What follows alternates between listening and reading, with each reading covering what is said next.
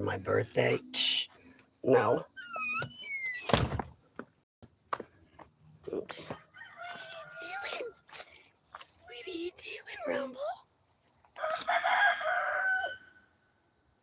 What are you doing? You want to come outside? No. All right. I told everybody I'd be here. I'm here. And Rumble's present too.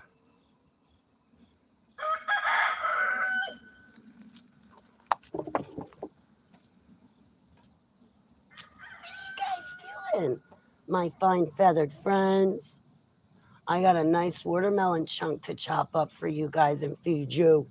Yes, I do. And I got an old tortilla shell for you. I feed them all the good stuff. Can you see my fine feathered friends? They're fat because of me. Hey, Renee. Good morning. It's great to see you, honey. How have you been? It's been like eons. Oh, my Baracus to you, Renee. Thanks for stopping in today. I love the chickens too. Yeah, the homeowner wants to get more. Well, he wants to not buy more. He wants the rooster to do the rooster's job, and we hatch more chickens. I'm glad to hear that. It's great to see you. It's great to see you. Yeah, I need a topic for today.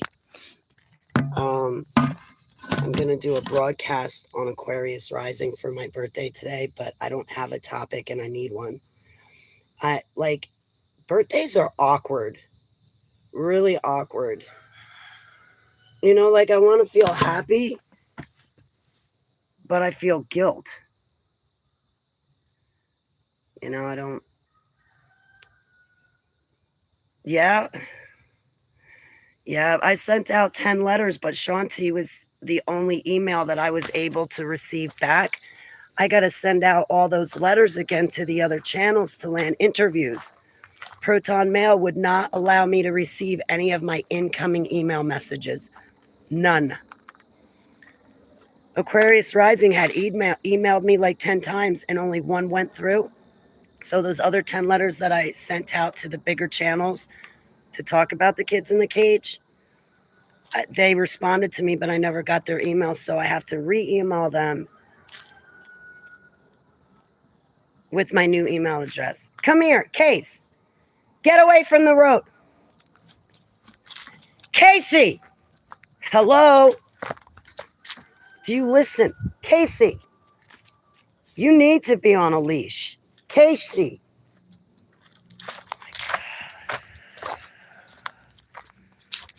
Who needs kids when you have a dog that doesn't listen? It's not my dog.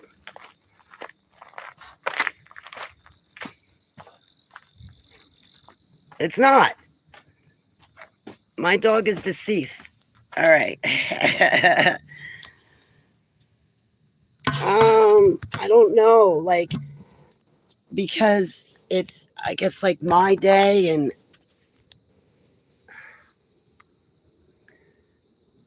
because attention is given to me and it's just awkward. It's very awkward. I don't know how to handle my birthday. Like, I felt better about my birthday yesterday than I do today. Maybe it's the attention. I don't know how to handle like positivity because it doesn't happen often, but it may also be that I don't deserve any good things to happen to me.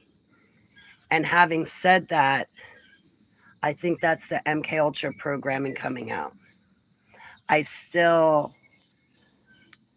call myself a survivor of the MK Ultra programming, but at times, honestly, it rears its ugly head and still victimizes me. But I have to stay on top of it. You know, that programming is coming out where, Holly, there's nothing special about you. Holly, this happens to all the kids, but they're stronger than you because they don't say anything and they don't talk about what happened to them. I was programmed to think that you guys went through the same projects that I went through, but when I woke up, when I was 39 years old to these super soldier projects. That's when I found out that none of you went through these things. And then I get online, and I'm not going to get into the fakes, frauds, and liars today because I want to be happy and calm and peaceful today. And those fakes and frauds and liars really get under my skin. Can you just stay where I can see you? Because can I do this? Hey, Casey, come on. Come here. I'm going to give you a treaty. Come here.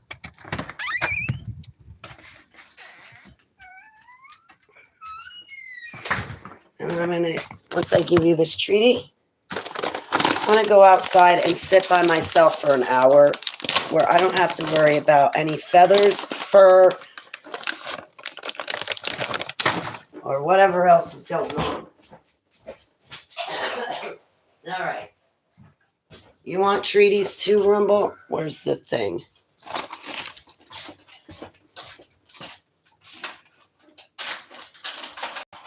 Here you go. All right.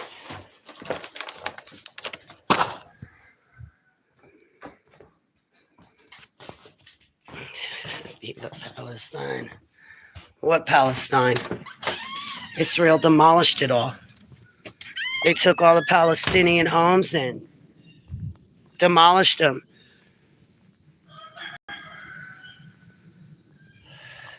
The country of Israel has performed a genocide. Those are my feelings. Those are my emotions.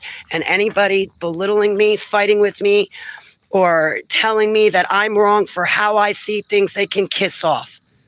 Seriously, this is the only place where I can come to be myself and say what I think and be truthful. And this is where I go to work everything out. This is my diary. This is where I go to talk to Abba first before he opens my door and I have to walk out it to deal with people and situations. I'm sick and tired of the Zionist agenda. We're facing a great falling away. And all I'm doing is seeing people choose lies over the truth. Hey, CT, thank you. Yours is Monday? I'm so stupid. You're my dad's birthday.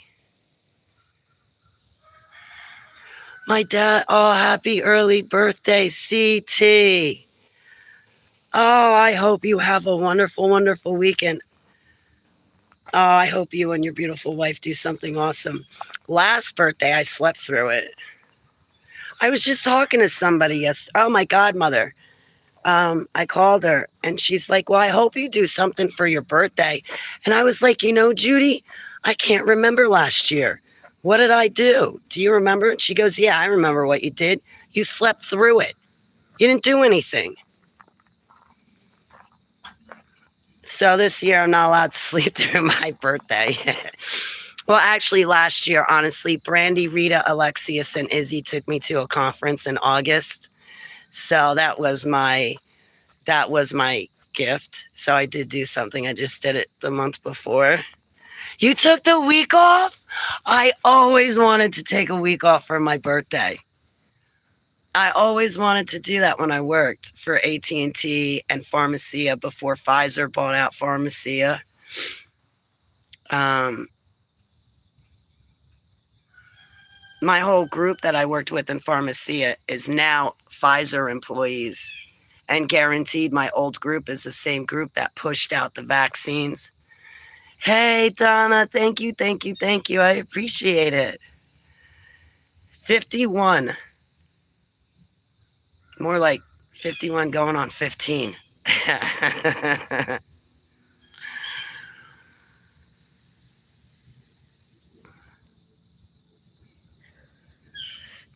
Yeah.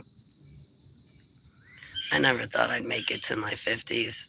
I thought for sure I'd be dead by the time I was 33. I'm still a pup. Good. That's exactly what I want to hear, too. I think I got age-arrested development syndrome or arrested age. I'm not saying it right. Because, I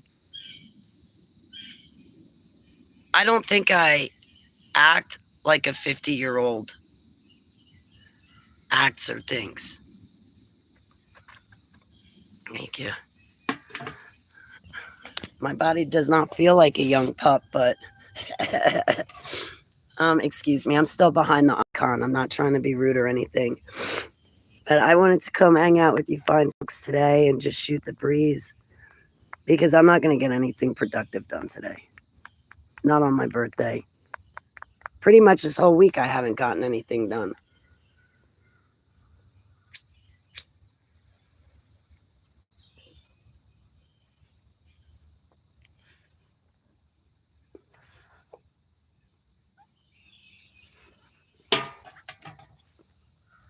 Do you guys have any plans for today or the weekend?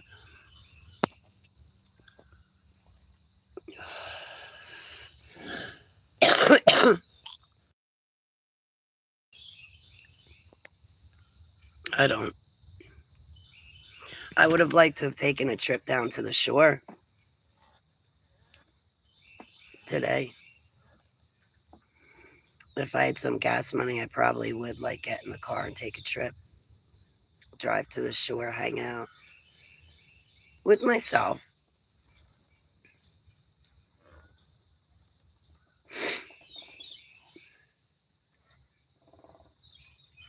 Woodpecker. Honestly, I feel, and I'm sure all of you do feel like shock from yesterday. Captain of Comedy, thank you so much. I'm happy to be alive too. Thank you, Jamie. Thank you, thank you, thank you. I give you my finest baracas. Thank you so, so, so much. I'll take those hugs. Thank you. And Donna, thank you. And Renee and CT. Thank you, thank you, thank you. You know, you're the most beautiful people I've ever met. Okay. Don't trip. Have a beautiful day and a beautiful birthday, CT. I'm not doing anything. I'm just kind of hanging out with you guys trying to wake up. I literally just rolled out of bed. I'm telling you, like when I put look at all my wrinkles.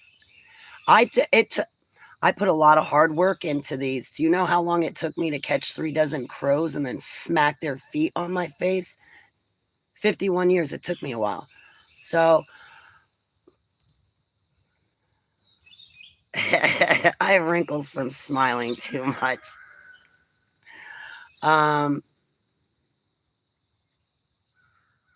Seems like I can put on my, I put on my makeup. I put on my makeup yesterday because I had an interview for a YouTube channel. I got to get the YouTube channel name so I can see my own videos.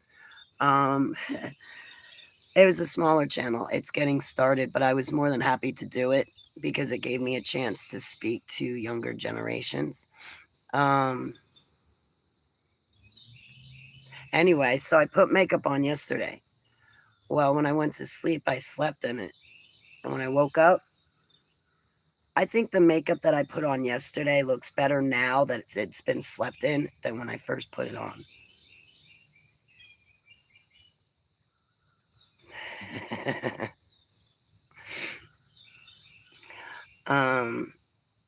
Yeah, excuse me, I kind of look ratty. It's the morning. Oh, thank you so much. I really appreciate it. Thank you, thank you, thank you. Hey guys, yeah, and my nose is not itching. I think I'm gonna have a happy. I'm thinking I'm gonna have a good birthday.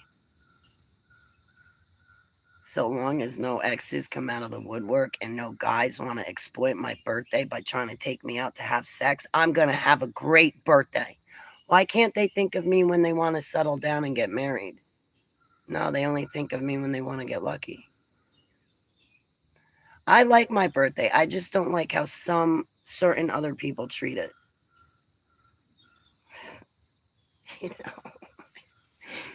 Like, I'm the type of person, somebody comes up to me and says, Holly, happy birthday. You want to go out to dinner? And we go out to dinner and the check comes. So you got your half of the money, and you know what? Since it's your birthday, I'll just leave the full tab. We don't have to split the tip. I'll pay for the tip. That's the kind of people I get stuck with. They ask me out for my birthday and I get stuck paying for it. So you can see why I'm a little bit nervous and jittery when it comes to my birthday. Why I'm herky-jerky on my birthday. It's not my fault. It's other people.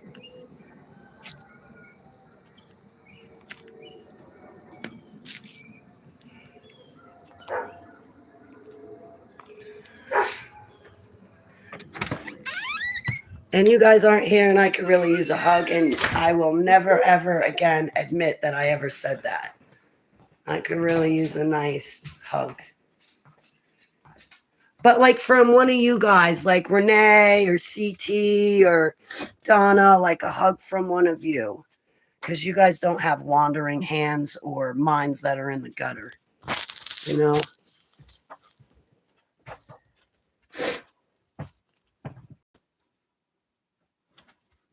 Like I'm one of these people, it would be worth my time to pay the $100 to get a back rub because anybody else is going to have wandering hands and totally ruin the back rub.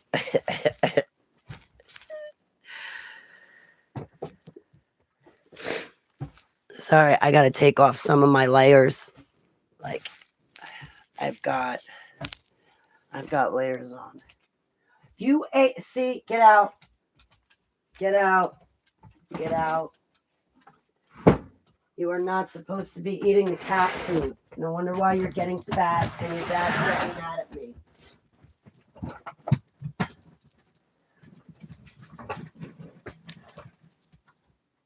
You don't really need to be in the bedroom anyway. Sorry, I gotta put up a little barricade so the dog stays out of my bedroom. All right.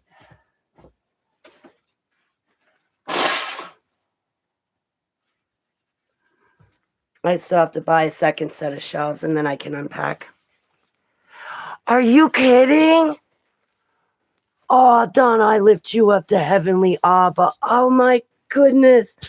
That's awesome. I'm going to live vicariously through you. Oh, praise be to Abba. That is awesome. I don't know. I'll be honest.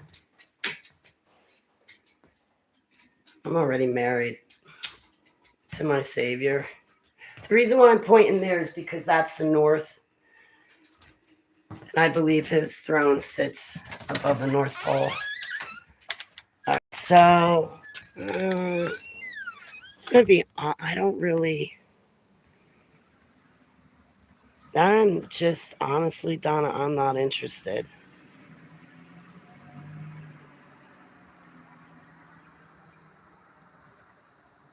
I'm really not. I got it good with my Savior. I married him December 12, 2019. He doesn't paw at me. He doesn't make me cook. He doesn't make me do anything I don't want to do.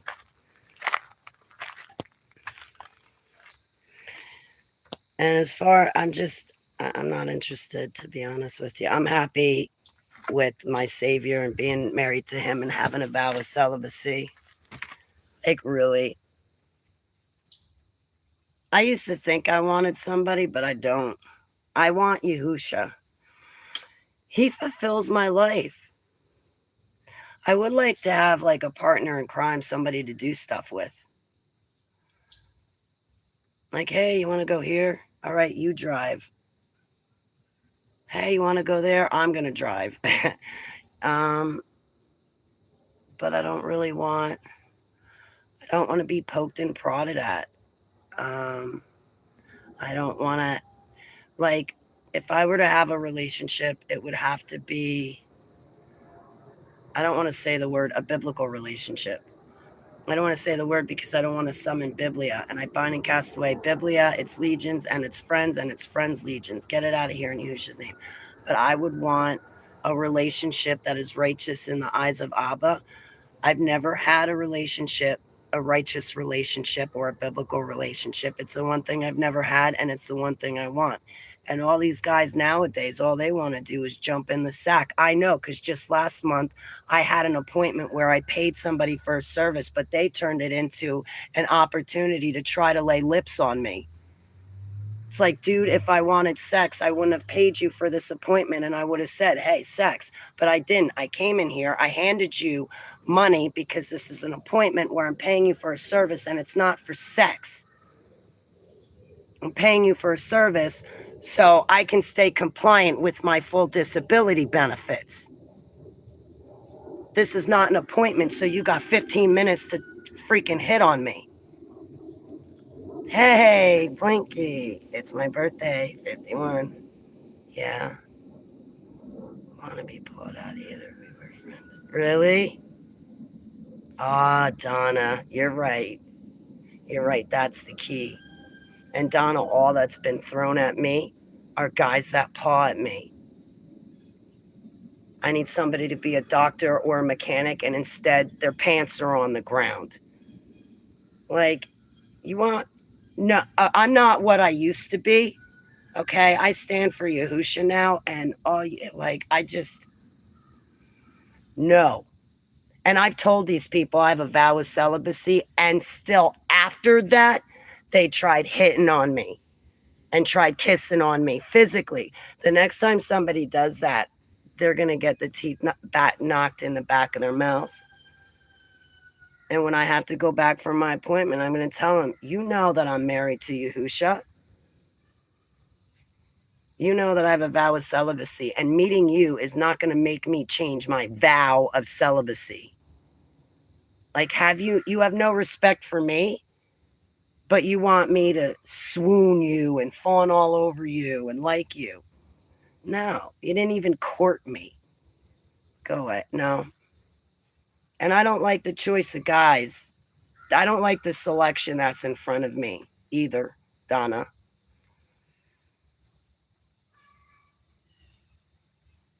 Well, at least what I know to be the selection in front of me. No. Hell no. No. Those guys don't even have you. Hey, Bam52. Good morning. Thank you so much. Thank you. Donna, if it happened the right way, I would accept it.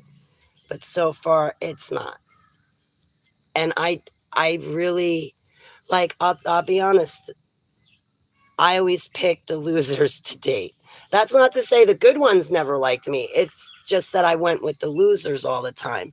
So I fixed the problem and I stopped picking.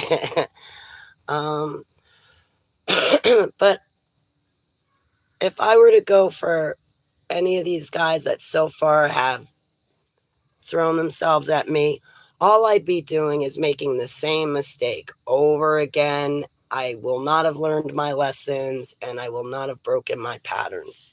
Hey, Amos, how are you? How you been? It's great to see you. That I'm in my night clothes. Well, later I'm going to be on somebody else's broadcast. I'm going to look pretty then. I'll get cleaned up for that show. It's just a cut. It's nothing big.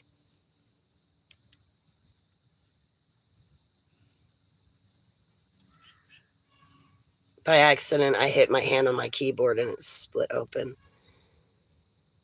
Right there under my nose for a decade. Really? It was like you, Holly. I just wasn't looking for this. It just happened. Oh, Donna, that's awesome. You bring me hope.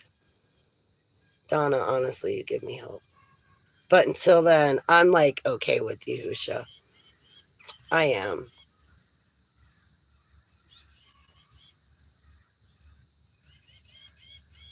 But yeah, I just don't like the whole touching thing. And maybe that's what it is. I can't fathom that because I'm not in love with anybody.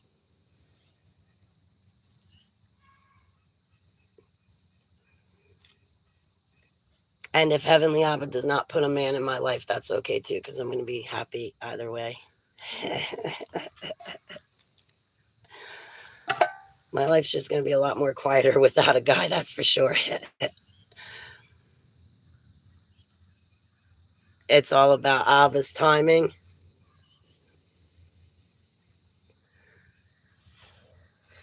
I'm going to tell you, Abba. I'm sorry, Don, I'm calling you Abba.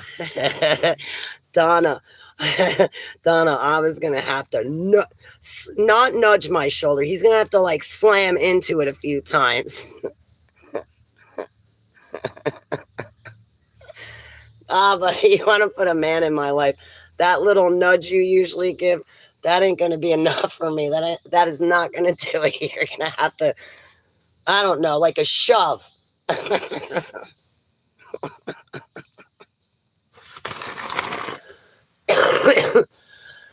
You know what that lady did to me? When it came time to walk down the aisle, I started to back out and back up because I was going to return to my hotel room and back out. And she instead shoved me down the aisle and forced me in the room. That's what you'll have to do if you put a man in my life, Ava. I'm going to go down kicking and screaming.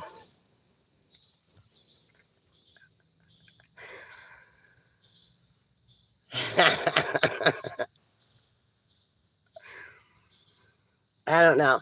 I think I've come to like my vow of celibacy a little too much. And the older and older I get, a shove for love. Yeah, he'll have to shove me. Hey, Ava, it's great to see you. Thank you so, so, so much. It's going to have to be an all-out shove. No nudge on that one.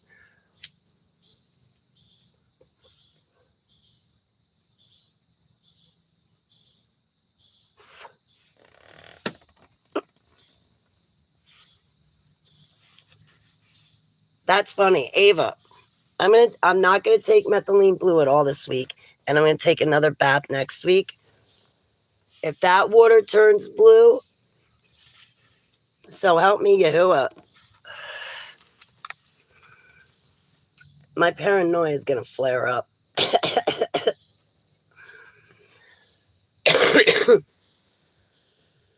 I'm gonna be like, Yahusha, your salvation, it goes for everybody, right? Everybody. I'm a body. I want your salvation. Don't leave me behind.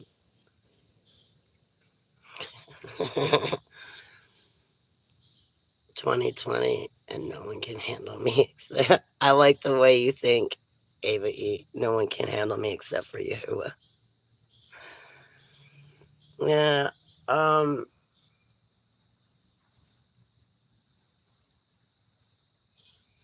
Yeah, my lung was collapsed in 2018. I was an idiot and took him back, and then he attacked me a second time in 2019. Him and his friend attacked me. So I'd been single. But then dumbass me along the way goes, oh, I'm healed. I'm over the past, you know. I've got a book. I've got my drawings. I've got my own place. Maybe I need the guy to go with it. So I tried to have a relationship again with someone who I thought was interested, but that only lasted like 2 months. And he wound up raping me. And I'm going to be honest, I have no interest in guys. And there's this one dude that keeps popping in my head. And I remember this one dude going, oh, we got to change that. We got to change that. No, we don't. I'm happy. And even if you did change that about me, I still would not go for you. So if you want me to date somebody, great. You're not going to be the one I choose to date if I were dating. So why are you pushing so hard against my vow of celibacy when I'm happy? I have the man I want. I picked Yahusha.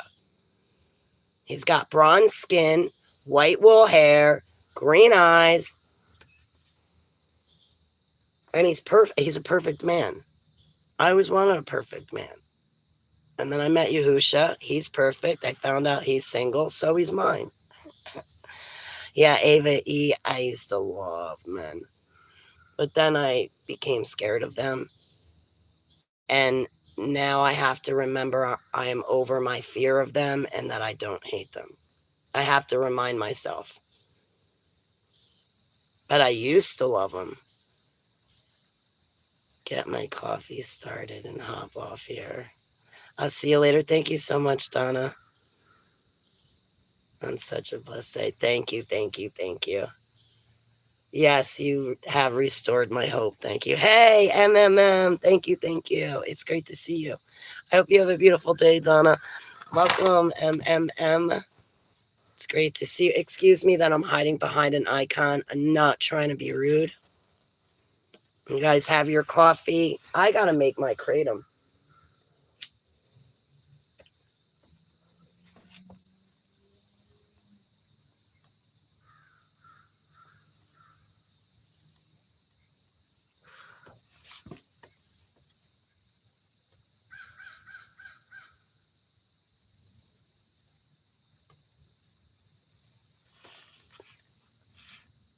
Thank you so much.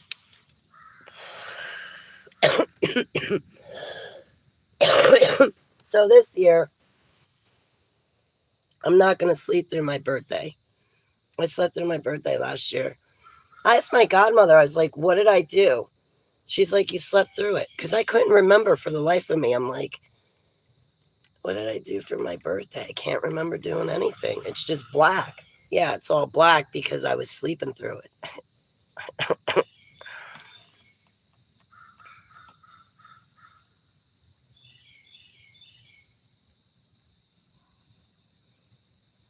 I'm going to go on Aquarius Rising Africa today, and I'm really humbled because she just had her 5-year anniversary, and I get to celebrate my 51 birthday on her channel.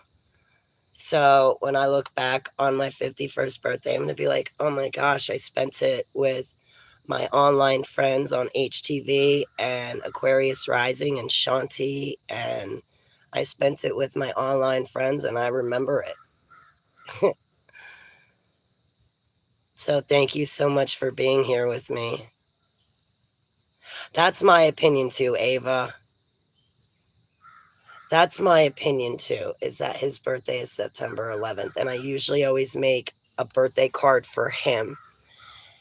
And I ask him, can I have another year with you? But I want to serve you and make you happy. I want to make sure that you feel loved by me. Like you feel love. And I believe his birthday is September 11th.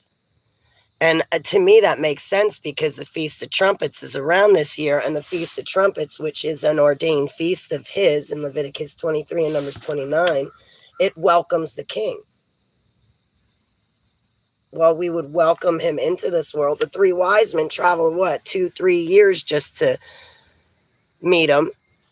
And he's returning again. And he does things the same in the past that he does in the future. The reason why I'm so against this rapture is because he's never raptured anybody.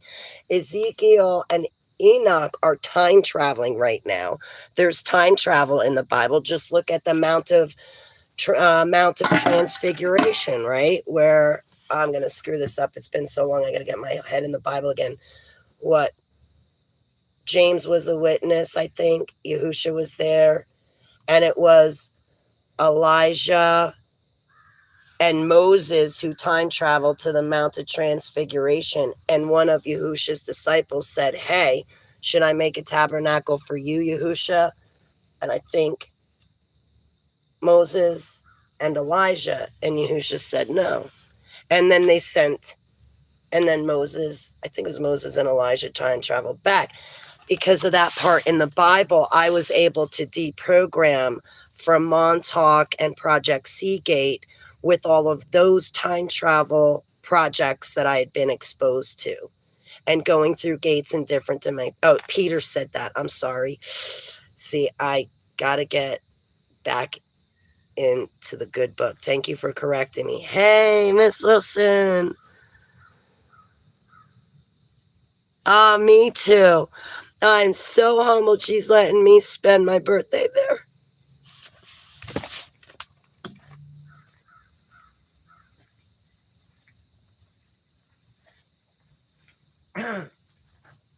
All right. I am not starting this. I'm not starting this, okay? I already cried this morning. I ain't starting it. And I told myself this. I said, Holly, you're crying right now. Just get it out because we're not doing it later. Stop it. I think part of it is I'm a little bit in shock from yesterday. And even though I feel that these are orchestrated psyop events where people really die, I have a certain perspective about it. And I send up my Barakas and my finest Palals for Charlie Kirk's wife, daughter, family, and friends. We're never going to see him again. I think they brought him in the dumps and silenced him. But I don't want to give my opinion. I'm really humbled. I'm so glad I have something to do for my birthday. And this year it's spend it with Aquarius Rising Africa. And HTV. Shanti, the hostess with the mostest. I kid you not. I got to tell her that. When I first heard her say that, I was like, wait a minute. You took my introduction? And then I realized she's the hostess with the mostest. I was like, oh my goodness. We have like the same slogans. Mine was a little different.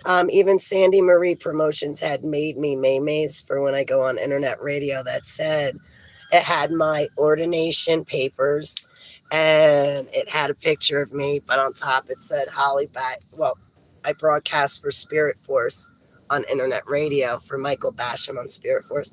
It said Holly Baglio, your hostess with the most is keeping Yahusha Mashiach the focus. And then when I went on Shanti's show, I was like, what? But I got to tell you, she is the hostess with the mostest. Exclamation mark. Period. Okay, what she does takes talent and skill, all of which I don't have. Now, if you want to talk about monologues and yipping one like this, sure. But what Shanti and Mornay do, I don't have those skills, talents, calling, and gifts. I wanted to. When I first started internet radio, I wanted to, and I had guests, but I sucked at it. If I had a co-host or co-hostess with me, they would wind up running it, and then it was good. Like, if I'm on the phone with someone in private, yeah, then I'll be like, do you mind if I ask? May I ask? I drill in nitty-gritty, but I feel weird publicly. It's like, ooh, I don't know if I should say that, or ooh, I don't know. Because we're public. So, yeah, I'm not. Oh, Shanti is really, really, really sweet. She's very powerful in the spirit, too. Yep. She's a sweetheart. I concur to that. She knows victims and how to treat victims and survivors, like how to handle them. She's good. She's really good. She's awesome. I think she's amazing. Forgive me. I got to remember that the dog's still out here. I'm going to go check the dog real quick. Hang on.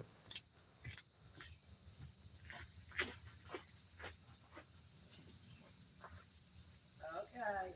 I'm watching you. You want to come sit by me? Honey?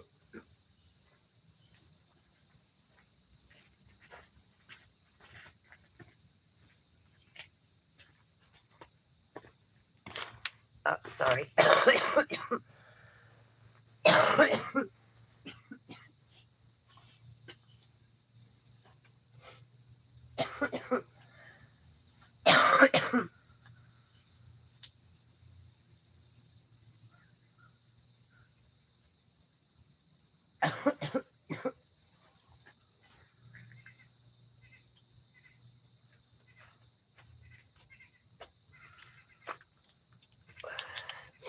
I completely forgot to take my parasite detox last night.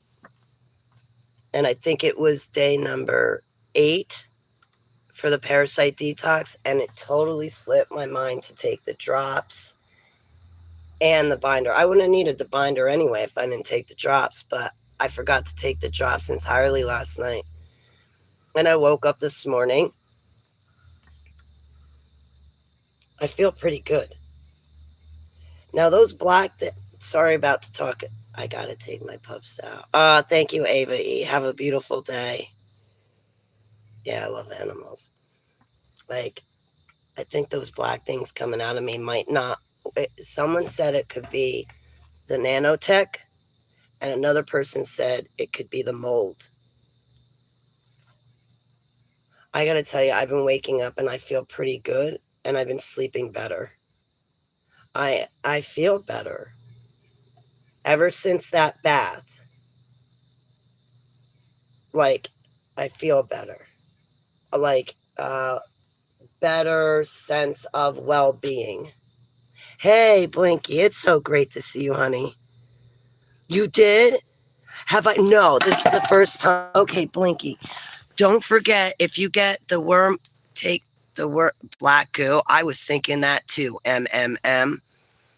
Black goo and nanotech, to me, is kind of along the same lines, because that nanotech acts like the alien DNA that I was injected with in the dumps. So it was Ava A that said, Holly, that bath water is not turning blue from the methylene blue. It's turning blue because you're a blue blood. I know she was joking, but back of my head, I was thinking, Holly, don't take the methylene blue for a week. And when you go take a bath, look at the water and see if it turns blue again. No, I'm dead.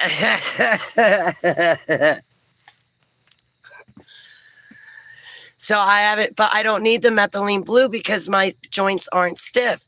I took a bath, 2 pounds of baking soda, 1 cup of sea salt.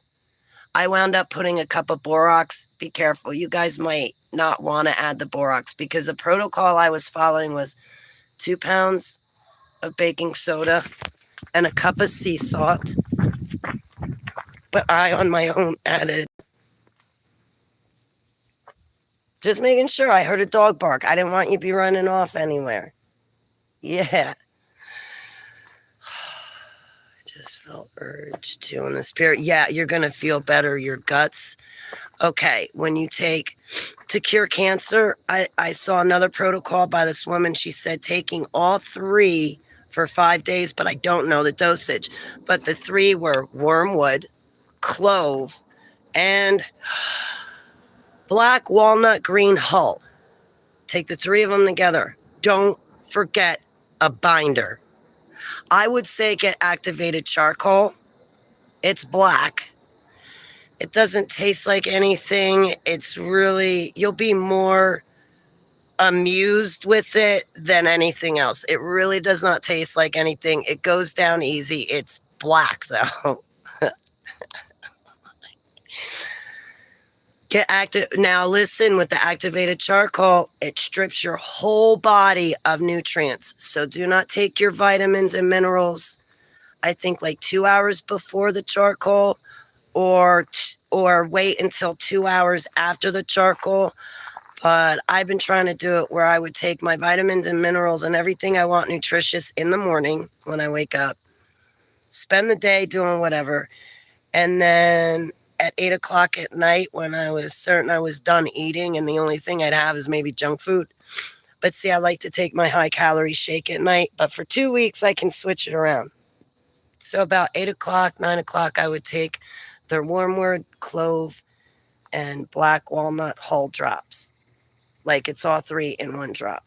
I take it about 9 o'clock, and then at 12 o'clock, 1 o'clock, I would set my alarm to wake me up. I'd wait 4 hours, and I would set my alarm clock to wake me up about 1 to take the binder. So half the time I missed that. But on the times that I did not miss it, oh my goodness, I felt terrific the next day. I just kept feeling better and better and better. And sleeping a little bit more solid, and going to the bathroom, my IBS is not as painful. Oh, Blanky, you're gonna feel better. Oh, you have tried to activate? Okay. I never tried it. And I wasn't thinking, hey, everything's gonna come out black, Holly. I looked down and I was like, whoa. And then the next thing I thought, I was like, Praise Yahuwah. He gave me a way out. He says he's the way. He gave me a way out so I don't have to see those damn parasites. Everything's just black.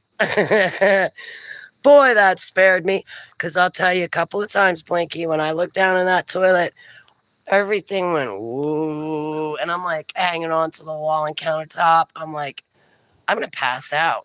Or I was ready to run to the liquor store for a pint of Red's Apple Ale. And I haven't drank in, it's been so long, I cannot tell you the last time I drank. Well, back during the slumlord days is when I drank.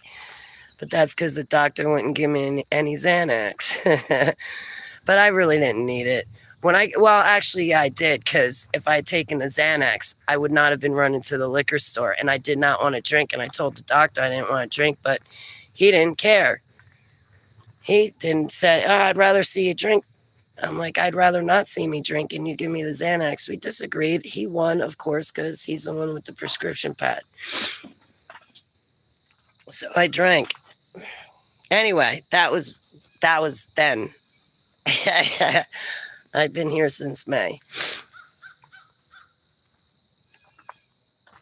Yeah, like it sucks that MK Ultra is not in these DSM manuals because doctors don't know how to treat it. But the predators are not going to give coding to their victims to have it covered by insurance because the predators don't want to be found out to begin with. So getting back, I had black, blue. Wow. In the bathtub, the water turned blue. Not like it was hinted blue. I took a picture of it and I looked in the picture. I'm like, that doesn't do it justice. My bath water turned blue. At first, I thought it was the methylene blue, which would make sense to me, but I haven't needed it because I think the baking soda and the salt in the bath water, this is why I was dying to go to the seashore, was that salt air. And if the water was warm enough, go in the ocean. But I feel great, like,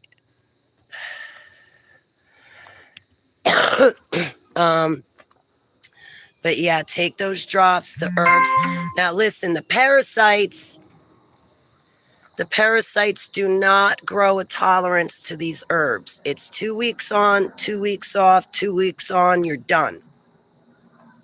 And if you have a cat like I do, I gave Rumble, he's 17 pounds. I gave him a half a teaspoon of food grade diatomaceous earth, 7 days on, 7 days off, 7 days on, stop. Yeah, like, I don't really like pharmaceuticals, but there's sometimes I would like to handle things positively and in a healthy manner, and I know my limits, and, like right now I'm on a good streak, so to speak, like I'm not drinking. But if the world starts collapsing and I find myself in a liquor store, that's when, when I want to not do that, when I find myself drinking and I don't want to drink, sure, I would love it for a doctor to give me a couple of Xanax. I'm not asking for 150. What, like 5, 10? Anyway, I don't need it right now. I'm doing fine, so I don't need anything. I just need Yahusha, and I've got my kratom, and I gotta get medicinal cannabis. And I'm all right. I'm all right now. Pablo Escobar, welcome. Did you bring me a gift, Pablo? And stains my bed sheets every night. Really? Wow. MMM, the graphene. Yeah, that parasite detox. I'm in my set. Okay, it's the first time I've used the herbs. It's 2 weeks on, 2 weeks off, 2 weeks on, done. All right, I'm still at the first 2 weeks. But at like day 8 or 9 or something like that. I think Tuesday is the last day I take my drops and charcoal, and then I got 2 weeks off. It's effort to do these detox. Plus, after I took that bath, like I stripped my sheets and everything off the bed, and I feel better. I don't know. I've just been feeling better. And I don't know what to do with myself because I'm not used to feeling good naturally. To wake up and stretch and be like, yeah, let's conquer the day. I haven't felt like that since I first met Yahusha, right? But my disabilities ruin my mornings, and then I struggle with my health. I really struggle with my health. It's not easy, like all these other people saying they come from the dumps, but yet they're bopping around like I can't do it. Hey, golden coin. It is mine. My golden coin. Yes, mine. I'm not sharing. No, mine. I nuke you if you think I'm sharing. It's good to see you. I gotta practice my Zelensky voice. I found myself with a kind of deep tattoo type of mark running through my eyebrows after prayer for... Really, MMM? Okay, so I got to keep in mind it could be the graphene oxide that turned that bathwater blue. Joe! How are you, honey? It's good to see you. Okay, I will. I'm going to be on Aquarius Rising today, so I'll probably be hanging out here with you fine folks until... Oh! Golden Coin, Joe, you're all here. MMM, I need a topic. I need a topic to talk about. I'm like totally brain dead. There was one day I was spewing out topics I wanted to talk to Shanti about. I'm like, ooh, I could bring this up. That might entertain her. That might get her to laugh. Or, ooh, that might be really harsh and horrible, but she'll be able to add to that. She might like that story. Like, and now I can't think of anything. He did.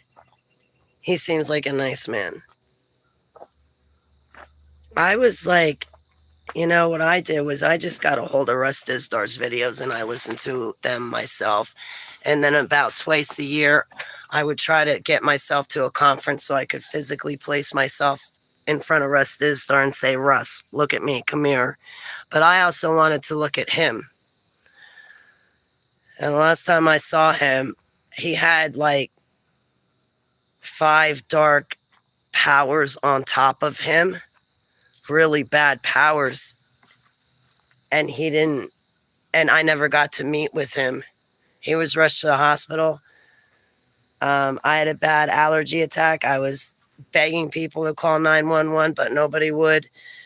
And when I wound up coming home, I was in bed for 3 days sick with that asthma attack. And I had asked who I thought was a friend to take care of me, but I wound up raped. And then the very people that I was at the conference with, those pulpits, those online ministries, they turned around and told me, Hallie, you're too vocal. Shut up. You're talking about your rape. Shut up. You're too vocal. I was like, but I thought you wanted me to call out the darkness. I'm good enough to tell you how the presidents rape me, but when it happens to me in real life, you're nowhere to be found and you blame me for it. Anyway, I censored myself. Talked about, yeah, so far I'm painting kites at the moment. I'll get back to you in a bit. Oh, you're painting kites. I want a kite. When I was a little kid, we used to get these big, long dragon kites. Oh, I love them. I can't find them anymore. Like the long dragon kites. I used to fly those things, and I was trying to learn how to do tricks. I was like, when do we go down to Cape Cod? I was like 5, 6, 7. And they had these big, long dragon kites. and I had one. I'd get it up there, and I wanted to learn, like, try to do tricks with it, but I'd wind up crashing it into the ground. But I'd get that big kite up there waving around. My papa was like, "You got that thing all the way up there?" I'd be running across the yard trying to get it up, you know. But I'd make it. You're from Colombia. Cool. I'm from and in America.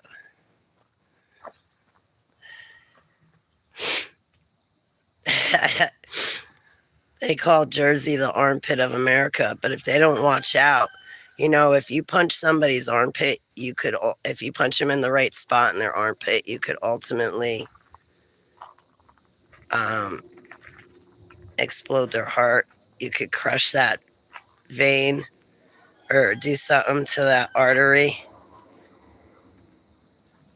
And it'll stop their heart. It's a very bad thing. There's a spot in the armpit. Like, you guys watched that movie. What was it with that 5-finger death punch? What was it? Joe. Where's Joe? She wore that yellow outfit. Kill Bill. She had her 5-finger death punch. There's a Kill Bill.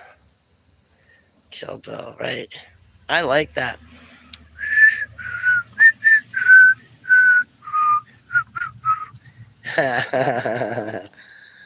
It's like, oh. Sweet dreams, Blinky. Thank you so much. I really, really appreciate it. Those were good movies. Kill Bill. Where's Joe? No, Bill. Why do I keep saying Joe? Where's Bill? I was calling Alicia Joe yesterday, so me and names I'm not so hot at. I should get food.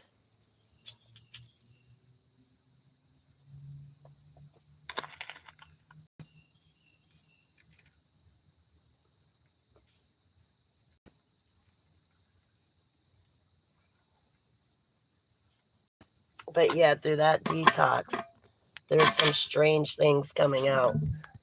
Ivermectin. I've used ivermectin. I never saw success with it.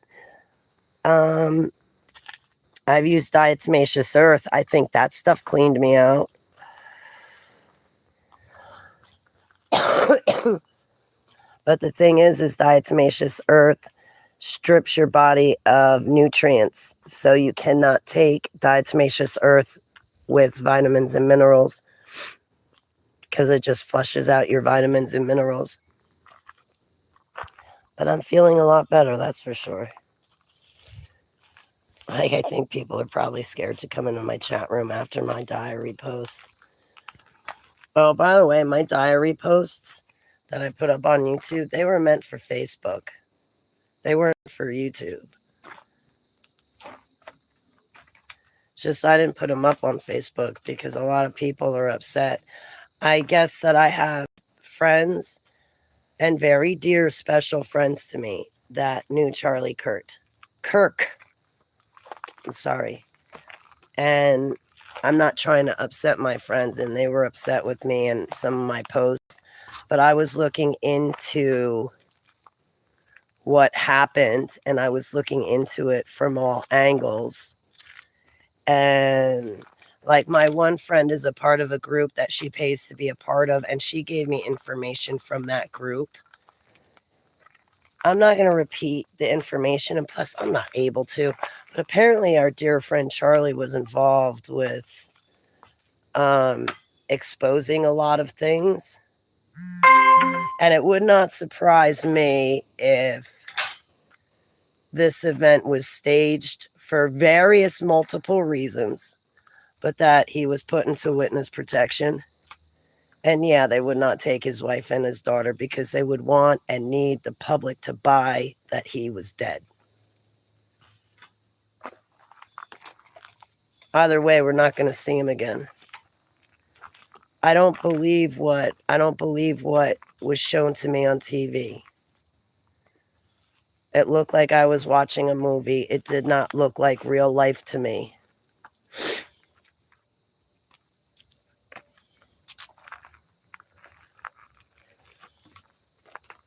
Usually when somebody's shot, everybody gathers around and starts saying, call 911, call 911. And then what they do is they shut the place down so nobody can leave. And then they have to go through people one by one, right? But then again, if you shut the place down, you got to let people run out. You got to let people run out. People are herky-jerky. I don't know. I was in shock after seeing the girl on the train. And when I first saw the video of the girl on the train, I saw it without a description. So I just saw what he did to her face. It looked like he was fiddling with something in his hand. Then it looked like he came from behind her, put one hand on her forehead and the other hand. He didn't have anything in his hands. It looked like he was pretending to have something in his hand, because if that was a knife, there were no cuts on her face, no cuts on her neck, no blood on her face or neck or hands, nothing. And when I watched the video without a description, I was like, Abba, what is that? He's not cutting her. I was like, did he put an invisible fish line around her neck and tie a knot to try to choke her? And then I'm like, no. And I'm like, Abba, is he like throwing fentanyl on her face? Because, and then I was like, the way she's acting, it could only be fentanyl, because I don't see blood or cuts. I don't see a weapon. I don't see anything, but supposedly there's something in his hands. And so, yeah, at first I went into shock. And then for most of the day, I was like, death penalty, death penalty. And then finally, at the end of the day, I get a text message from a friend that says, Charlie Kirk's been shot. And I was like, he ain't dead. That right off the bat, he ain't dead, was my first thought. Abba, right? And Abba, I want to be so close to you, Yahuwah, that I don't know where you end and I start, or where I end and you start, right? I've devoted my entire existence to you in Yahushua Shem Selah, and I repent for all of my sins, known and unknown. Please wash and clean me in the blood of the Lamb, and please put my full armor on, and please dwell in my flesh temple like you dwell in heaven. In Yahushua's name, Selah, I love you. And happy birthday. I didn't say happy birthday to you yesterday. I'm not even really doing anything for my birthday, Abba. But I'm going to make you a card. I don't want to celebrate something that I'm not sure of, but we could treat it like an anniversary. So happy birthday, Yahushua, my golden bow. What a day. I spent it emotionally upset and not focused on you. I repent the whole day. Well, I was with you the whole day, but it did not dawn on me that it was September 11th. I thought I still had a few more days left. Like, Abba, I would not have known today was Friday if somebody yesterday did not say something to me in my own chat room. And then I set an alarm for myself this morning that says, Holly, it's your birthday. No, I'm not kidding. Hey, green-eyed mama. A very happy on birthday to who? To you? No, to me, that's you. You gotta drive. Okay. I love you, Yahushua. All praise, love, glory, worship, and honor be to Yahuwah for Yahushua. You are amazing and awesome and beautiful and brilliant and incredible. I live an amazing life because of you. And I don't want nobody else, baby. I just want you. I love you, Yahushua. All right, guys. I'll pay attention now. So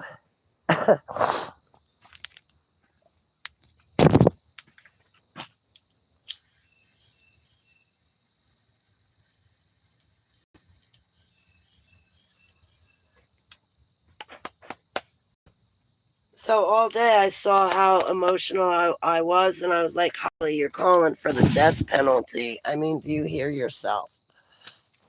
Like, come on, Holly, do you hear yourself? And so once I heard Charlie Kirk was shot, the first thing that popped in my head is he's not dead. And then I went back to my computer, and that's when I saw that President Trump, was saying how the girl on the train was cut in her neck. No, she was not. I studied that video over and over and over and over and over and over again. No, I never saw a knife in the kid's hands. There's nothing in his hands. Then I saw that one video. Anyway, where I could see everything. Anyway, it just, when he said that she was stabbed in the neck, I was like, no, she wasn't. You're lying to me. I studied that video with my own eyes. And then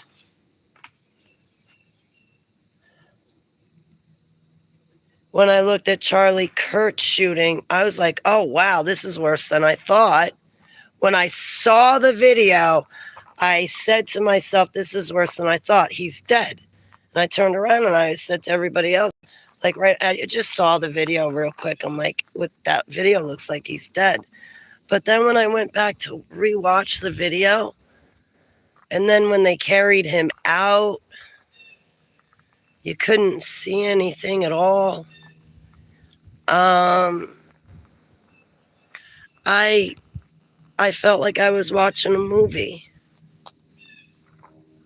I feel like they set it up to make it look like he's dead.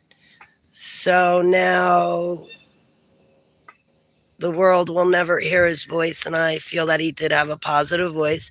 Even if I disagreed with his stances on Israel, he was still good. He was still good. And this is a huge loss to all of us. So I don't know what to make of it. Because I'm not trying to disrespect Mrs. Kirk and her daughter or his family and friends. But do you know what he was really involved with? Do you know the connections he had? As well as people say, Holly, I was Charlie Kirk's friend. How well did you know him? Did you know everything that he was doing in his business?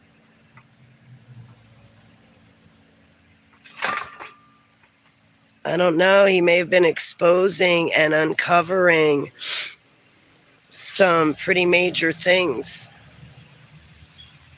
And I mean, look at the Doge. Look at all the billions of dollars that they saw were being. I'm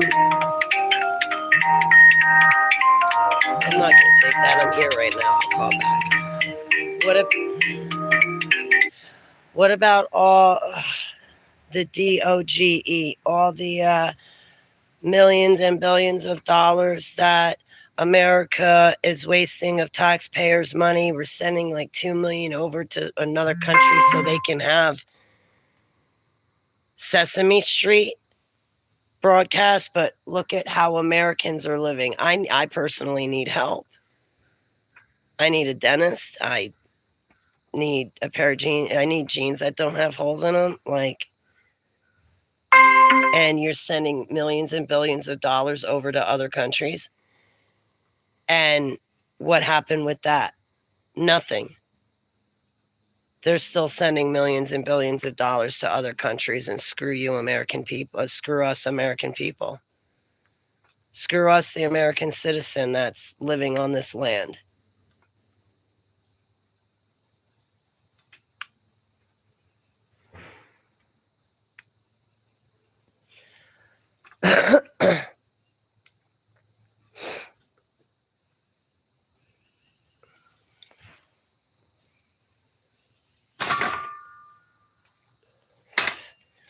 People are mad at me for it over on Facebook. So those posts I put up on the YouTube tab,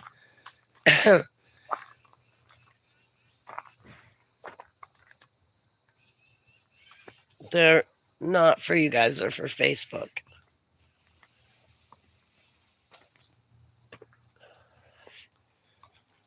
I was in shock. I know that everybody's in shock over what they saw yesterday. That's what it was meant to do. It was meant to shock us, put us in a very emotional state where our emotions are speaking. But it's every single person is being affected, whether they knew Charlie Kirk or not. Because I didn't know Charlie Kirk like some of my friends knew him. I'm sorry to my friends for their loss. But like I said, for half the day, I was calling for the death penalty. For what? When I studied that video of the girl on the train with my own eyes, there was no weapon in that guy's hands. I thought they were prop acting or that he put fentanyl in her face. There was no blood. And then I'm telling you, when my friend Sharon sent me a text and said, Holly, Charlie Kirk's been shot, the first thought that popped in my head is, he's not dead. Was that you, Abba? I test the spirits in Yahushua's name, and I test me in Yahushua's name. I come before you. Heavenly Abba Yahuwah, was that you telling me? Because, you tell me a whole bunch of stuff. But I'm also asking tons and tons of questions. I don't know. Like I said, my friend pays money to be a part of this group, and she's been given information that when it comes to business and what Charlie Kirk was doing, and I thought I even heard Charlie Kirk tell a kid, listen, call me and my company, call me and my attorneys, we take care of stuff like that. Yo, Kirk could have uncovered a lot of stuff that could have jeopardized him and his family. You and I don't know the full story, but I'll tell you what, when I saw President Trump pick up these two stories, the thing that I thought was, wait a minute, this guy is not, this guy who faked his ear being shot off is now going to tell me about the girl on the train, and he's telling me she was sliced across the neck when I never saw a knife in the guy's hand, and I never saw blood on her face or neck or body. And it would have been all over if he cut her neck. Now this guy who faked his ear getting shot off is telling me about Charlie Kirk is dead. Because he wants me to believe that Charlie Kirk is dead. But I think Yahuwah told me that Charlie Kirk is alive. Now, I don't want my friends suffering. Now, I know my loved ones, my friends, they're like, Holly, I'm shocked he's dead. He affected my life or impacted my life in such a manner. I get it. Me too. I agree. Thanks, Miss Wilson. Hey, Cecilia, how are you?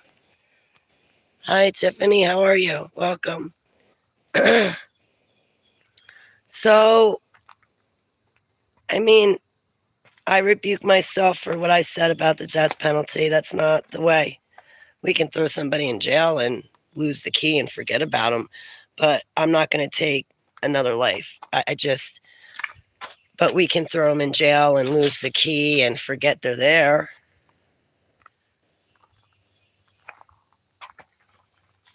They can pray that a crow brings them a slice of bread every day.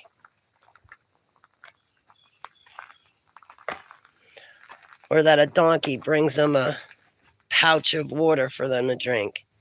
But I wouldn't want to be the one. Yeah. So definitely throw them in jail, lose the key. But what am I looking at? So all day long, I saw my emotions be on this cycle. And when I saw the dude who faked his ear getting shot off telling me Charlie Kirk's dead and this girl on the train was sliced in the neck, I have to say malarkey. I'm calling malarkey. There was no blood on his shoes when they carried him out, right? No blood on the ground anywhere. white sneakers, that much blood, and none on his shoes. Blood splatters everywhere. I believe more of what I see than don't see. I believe more of what I don't see than what I see. Right, Bam 52? Now, I'm sorry to my friends who lost their friend Charlie Kirk. I did not personally know the man, but yeah, I liked him. I was in shock, just like the rest of you, but he's alive. I'm going to go with what Yahuwah tells me. Yahuwah, I surrender fully to you and wholeheartedly. And the first thing that popped in my head was he's not dead. And Abba, if you were telling me that, so I did not go into shock any further than I was already feeling, thank you. Thank you. And it almost feels like too good to be true, but listen, I can rest assured on Yahuwah. I stand on Yahuwah's promises, and I only trust Yahusha. I don't know. I saw another comment when this first happened that said witness protection. And when this other person online, I forget, I was just traveling through videos and comments, and this one comment that somebody said witness protection actually stood out to me. It was like highlighted off the page, witness protection. It sucks for his wife and daughter. That's who it sucks for the most. And I'm sure his parents. But his wife and daughter are going to suffer the most because they're the closest to him.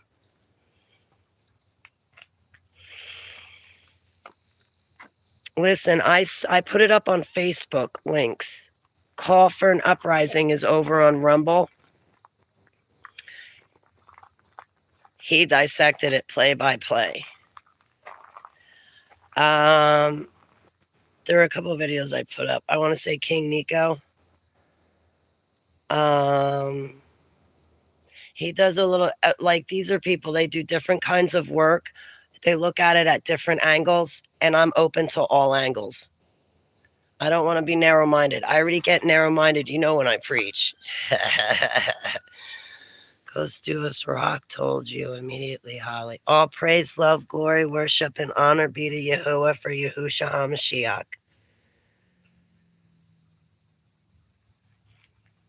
Oh, Abba, while I'm down here, Abba, thank you so much for my Ruach Kadesh and my companion. Thank you, thank you, thank you. Thank you for you in spirit.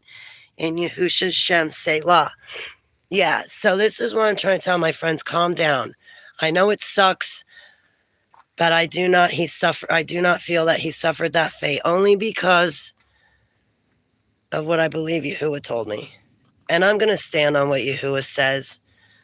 Hey, Renee, it's great to see you. Yeah. But when I looked myself at Charlie Kirk's videos, I went into shock. I was thrown back. But I also felt like I was watching a movie. And by that, I mean, I don't think he was really injured. Like, if I'm watching a real event, it should feel real.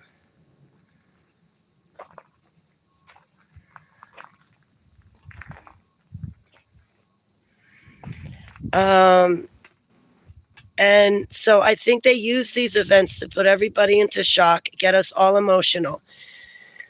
Now what's happening? They're giving us a point and drilling us in to one fine point. We got to get them. We got to get them. Who is the we that we got to get? And who is exactly the who that you want to get them? What happened on 9/11? We watched the towers crumble with people in them as a satanic sacrifice and ritual. I believe done on Yahusha's birthday. And this is another reason why it's hard to celebrate my birthday, because all you guys are always crying over 9/11. And by the time it gets to September 12th, I'm not comfortable saying anything because you guys are so dead set on being miserable. I'm sorry. No, listen, 9/11 affects me too, but I don't want it to always affect me. So the whole world went through that. And then what did the whole world want? The whole world wanted to go to war with who crumbled those buildings. And who did we go to war with? We did not go to war with the enemy. We went to war with who? Iraq, Iran, Afghanistan. I've been blaming America for 9/11 because of George Bush Sr., but you want to know the truth? Israel is also responsible for 9/11. If not, one of the biggest contributors to 9/11 happening is the country of Israel. Did you know that? Go look it up. Don't get pissed off at me. I put a whole bunch of videos up on Facebook about this. I did. And let me tell you, I was upset and alienated at first and angry, but when I stopped and listened and went before Abba and I said, okay, I've heard the other side. I'm chewing on it. I'll continue to listen. That's when I learned something new, was when I heard about that documentary, The Greatest Untold Story of Adolf Hitler. By the title alone, I was pissed off, angry, and like, how dare you put good words next to Adolf Hitler's name? Well, Uncle Sam has lied about Uncle Adolf. And until I had sat down to listen to what was pissing me off, because I was just shooting it down. And I'm like, Holly, will you stop shooting it down and just stop for a second and listen to what you're shooting down so you know why you're shooting it down and you can explain why later? And when I sat down and listened, I was like, wait a minute. I got to go look up these facts. Wait a minute. Now, I know that I've been lied to and everything that I know is a lie, but I'm seeing the depths of those lies right now, and it was pretty incredible to me. So I'm not calling Adolf Hitler good. I'm not, so don't put words in my mouth. I'm not saying he was a good guy. He used the vril power. And I think that's a species of aliens that will give you power, but you got to worship them. The same, which is 100% truth. Wait, what?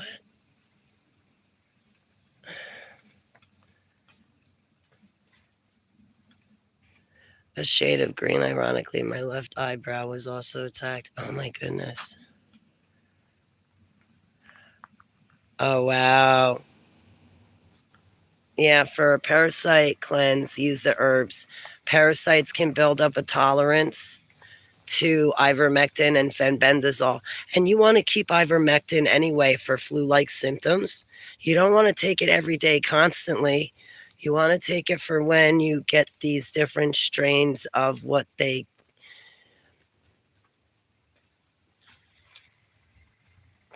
they say is out this season. You want to have ivermectin on hand. So if you catch whatever it is, you can take ivermectin and feel better. That's it. And then be happy you got sick, because then you'll have the antibodies in your system and you won't get sick again. It was very eye-opening, right, Bam? King Nico did also. You know how I met King Nico? It was April 8th, 2024, when he was doing the work on the fake eclipse, because I went outside and watched the fake eclipse for myself, and I was thinking, what in the mitten flipping waffle freaking fracking stuff am I looking at? That's not an eclipse. What am I looking at? Some laser show? Like, what if freaking fracking mitten flipping waffles? I went to the computer. Abba did this. I think I had met King Nico a couple months prior from Indian in the Machine. He's before it's news. So I found out about King Nico before it's news. But when I went on the computer, King Nico's video popped up. And he's walking, I just see King Nico's video. He's walking around the park with his camera, and people are sitting down on the blankets, and he's walking through them going, oh my God, all these people are calm. They're looking at the same thing I'm looking at, and they're calm. It doesn't bother them. That's not an eclipse. What happened to the moon? And these people, oh my God, I can't believe what I just saw. That's not an eclipse. That's a fake. And then he found out, King Nico, after that, found out that they put up 2 probes. They shot off rockets. I mean, they did a whole bunch of stuff. The coronagrapher, Proba 3. So I've stuck with King Nico. I appreciate his perspective. I am grateful for his work. But when I saw his reaction to April 8th, I was like, wow, yeah, because that's what's happening here with me, with all my friends. All my neighbors and I are sitting out on our front doorsteps looking up at what's supposed to be an eclipse. And they're like, oh, yeah, an eclipse. And they're thinking nothing of it. And on the inside, I'm flipping out going, what the hell just happened? What am I looking at? What are they doing? Is this going to explode? And it hit me like, what the hell is going on? What are they doing? Cabbage Babe's a Hitler. Hey, Melissa. I remember meeting Hitler in the Domes.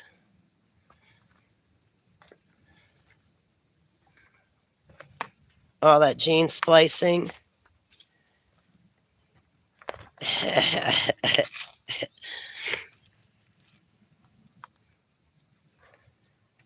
Well, I was created by gene splicing and then implanted in my biological mother's womb. That blew my mind, right? Like, where'd they all come from? I remember as a little girl watching commercials, because I was born in 1974. So when I was like 4, 5, 6 years old, I remember watching TV and they had these things with this woman that had Cabbage Patch babies.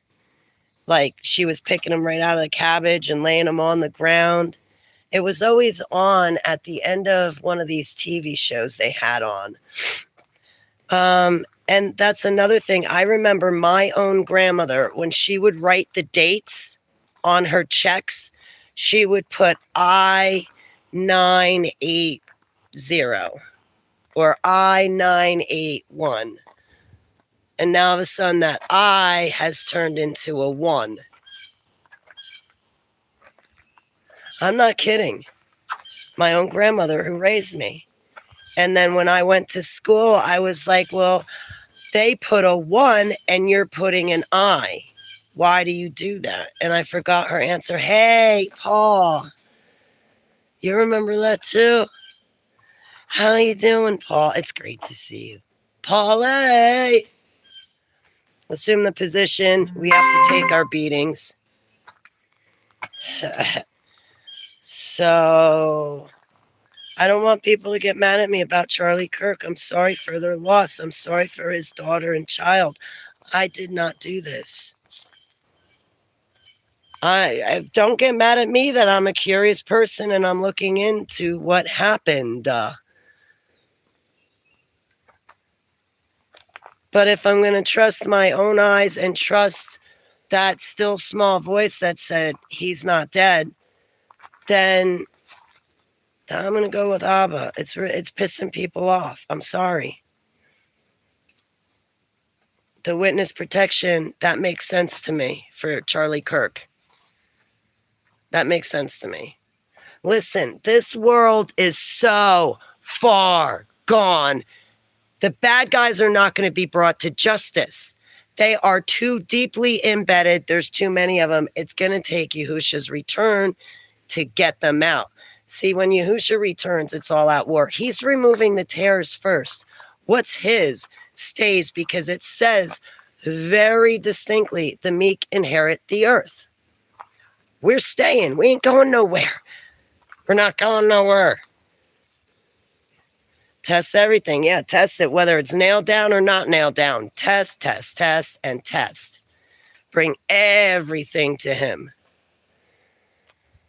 Everything. Go to him first and foremost on every topic. If you want something, need something, you want to know something, you just met somebody, say, hey, Abba, who is this person? Abba.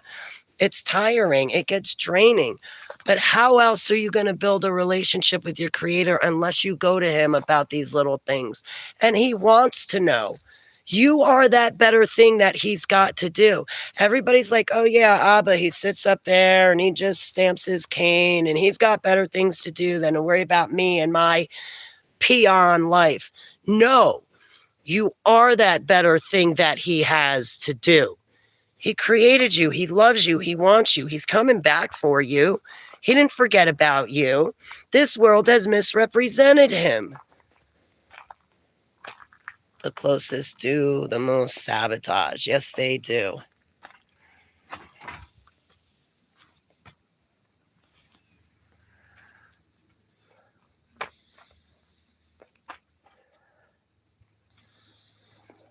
All right.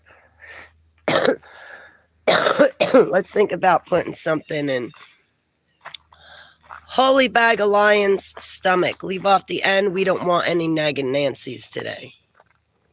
I can see that. Say that. My name is Holly Nancy Baglio.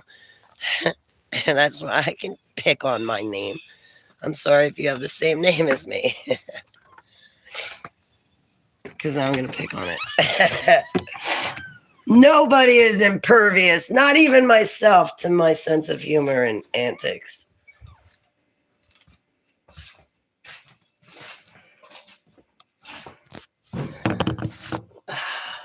Yeah, I'm a little bit stiff. I should probably, my joints are stiff. I should probably take a soak in baking soda and sea salt with some borax. But I do not want to have to scrub the tub again. I scrubbed the tub 3 times this week.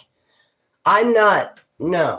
Next time I take a bath, I'll scrub it again, which will be next week. That's more than enough times. I'm not doing it again. I'm kind of stiff. What can I take? I'm not going to take the methylene blue.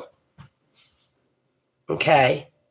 Because I'm going to take a bath next week. I really want to know what that blue stuff is in the water. I want to see if it comes out again. But with the parasite detox, wormwood, clove, and black walnut, green hull, that's the stuff that you take all together that gets rid of cancer.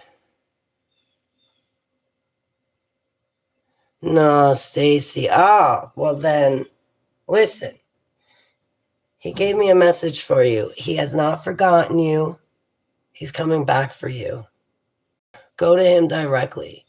The chaos in this world drowns him out. But he loves you and he wants to do more for you than he's ever done for me. Personally, I think he's done everything for me, but honestly, he told me to tell you he wants to do more for you than he's ever done for me. Go to him. Go to him. Build a relationship with him. Like, I'm constantly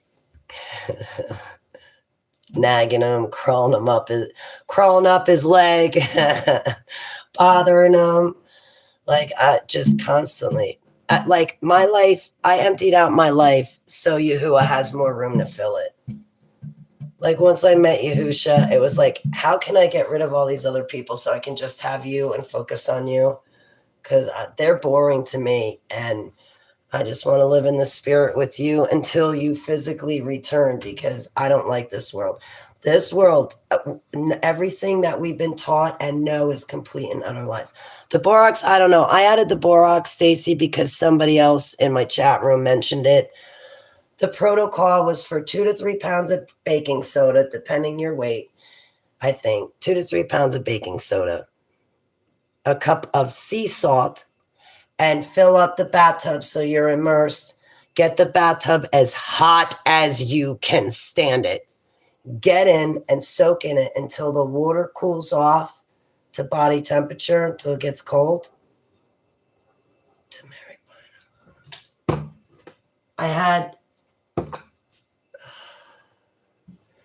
I don't want to use the homeowner's stuff. He said I could. Like, I think the homeowner bought me a whole bottle of methylene blue because I can't afford it. And I've been taking it. But now I'm going to give it a break. But I want to switch over. For methylene blue, if you want the natural, you got to get the German chamomile plant. Because inside that plant is the blue liquid that you want. And that's the natural way to get it. I'm learning about this stuff, but more than that, I'm finally like putting it into practice. I should have been doing this years ago. Yeah. And when you go to Abba to say, hey, Abba, what's this herb? German chamomile. I want the blue stuff from it. Like, where do I get the plant? Do I grow it? And once I pick it, like, how do I harvest it and turn it into like a tea or tincture? And then do it with him. I don't know what happened to the turmeric.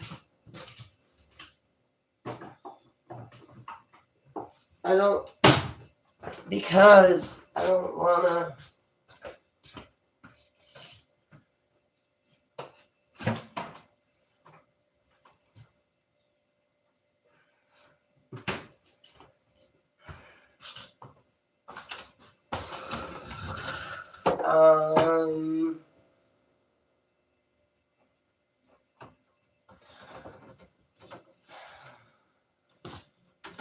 Because that's ginger and cayenne. Is that turmeric? Yeah.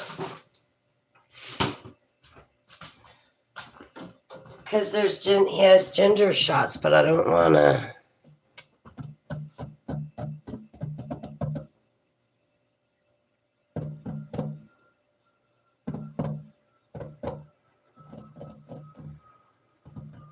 Like, take it from him. He's offered it though. What I want to do is take one of his ginger shots and dump a teaspoon or half a tablespoon of cayenne pepper in it and knock it back. I could add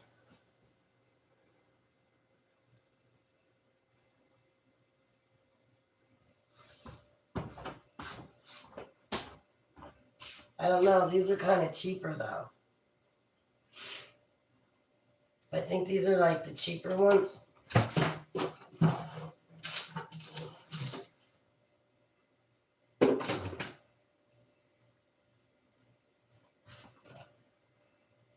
And that's got that lemon and ginger.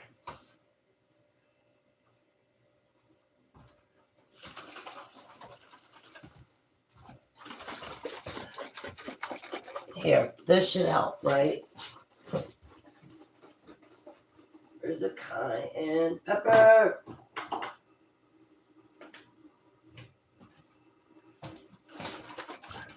I'll just take a teaspoon of that and put it into their ginger shot. I think I put a tablespoon of cayenne pepper in once.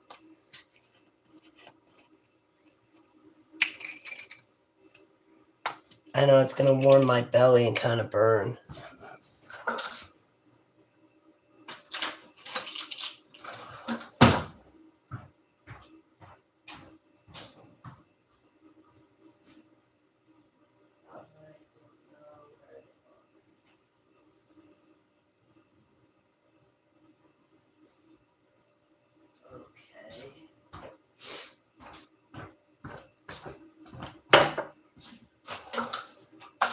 I don't know what one's a tablespoon and what one's not a tablespoon. I know that's a tablespoon.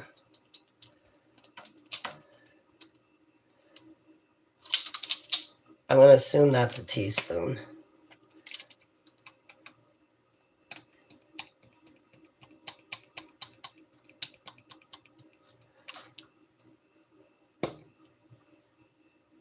That's like a teaspoon, right? You're like, I want to watch her tape this. Not everything works with everybody. Know your body. That's true. Yeah. When I started the wormwood, clove, and hull drops, it said to take 2 dropperfuls per day, 2 weeks on, 2 weeks off, 2 weeks on. And that's the protocol. Well, when I started, I took a half a dropper for 2 days. Then I stepped it up to a full dropper for 2 days. Then I stepped it up to a dropper and a half. And I was tolerating it good. So I worked up to taking 2 dropperfuls. And my body tolerated it great. And I was really, really surprised. And I used active charcoal as the binder. And the active charcoal agreed with my system, was really easy on my system. And yeah. And now I'm starting to feel better, and I think I sleep a little bit better. Powdered ginger to the kratom tea. Ooh, that's a good idea.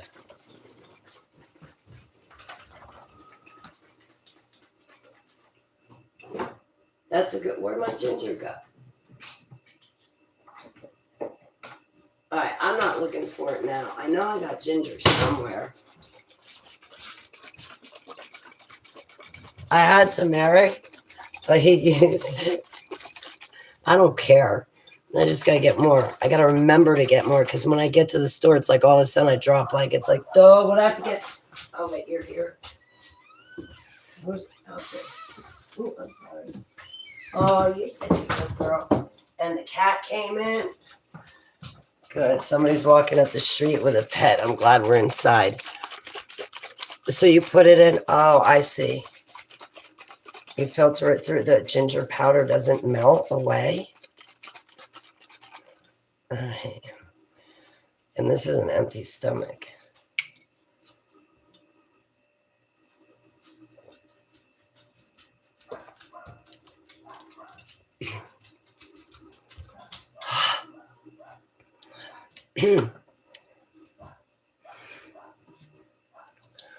I kind of like it because it's got a bite.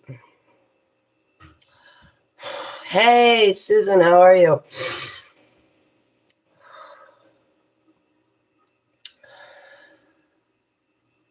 Yeah. Do you want to know? This is... Here, I'll show you. Oh.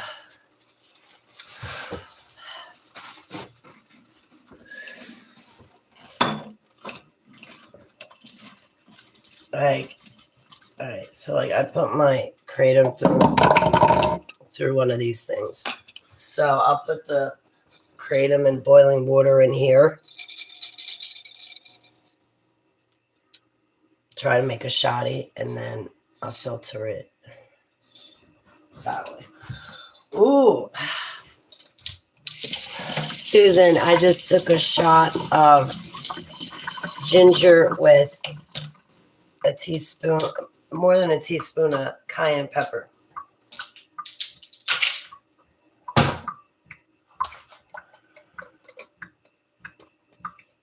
I want to make sure my body, like, the thing is after the parasite detox, we can take things to maintain it, like ginger and garlic.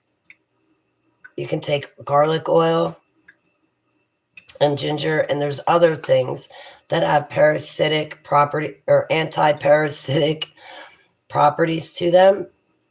And so once you clean out your system, you can keep your body an environment where parasites do not want to come back.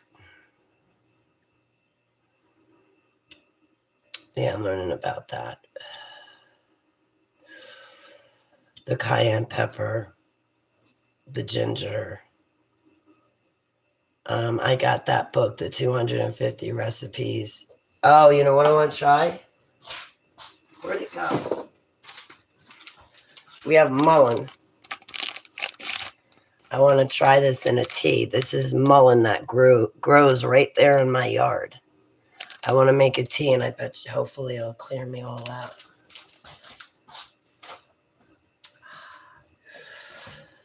Ooh. But I had black stuff coming out of me through this parasite cleanse. With diatomaceous earth, I thought I saw some critters expel from my body, honestly.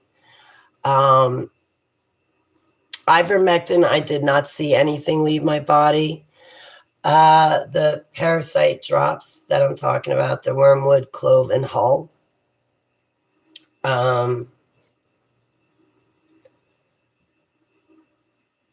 That gets stuff out. That gets stuff out.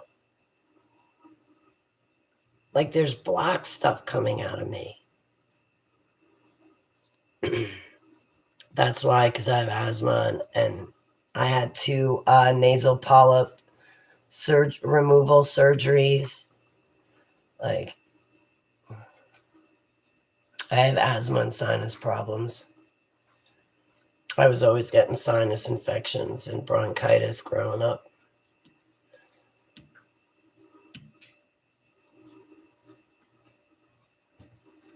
I'm suddenly tired.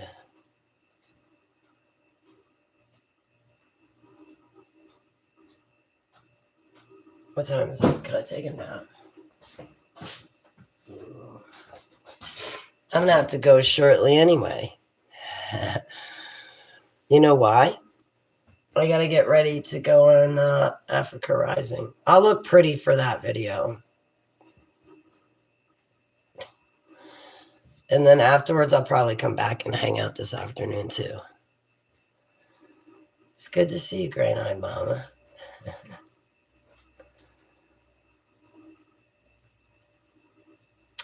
I need a topic to talk about, guys. I need a topic to talk about. I don't know what to talk about.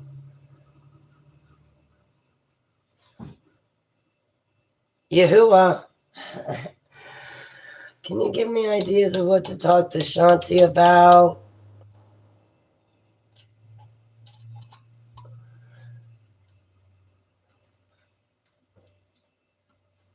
Hey, Angles, how are you? 2:30. Oh, wow. Yeah, 9. Hey, old-fashioned at heart. Thank you, thank you.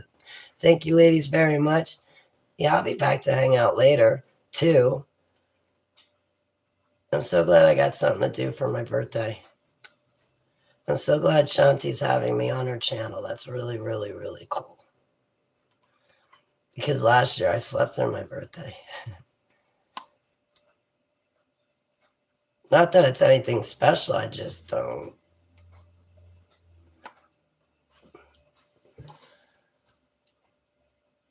Boy, that cayenne pepper. Yeah, oh, I am the epitome of a Virgo too.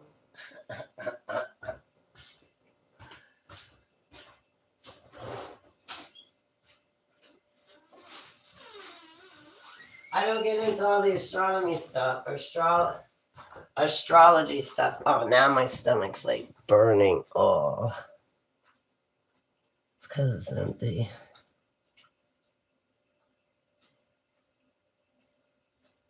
I shouldn't have had it on an empty stomach.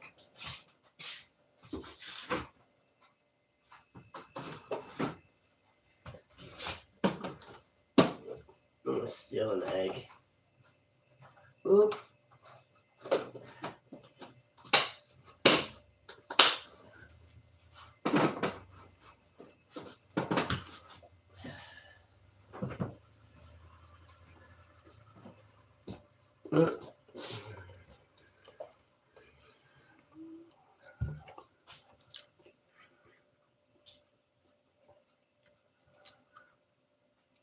Right. Undoing my birthday is undoing their demented rituals.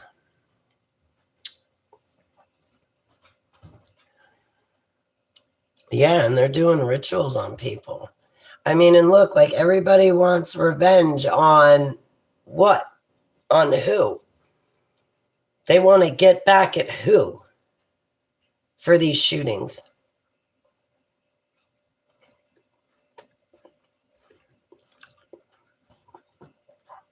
They want to get back at mentally ill people, trans people. Like,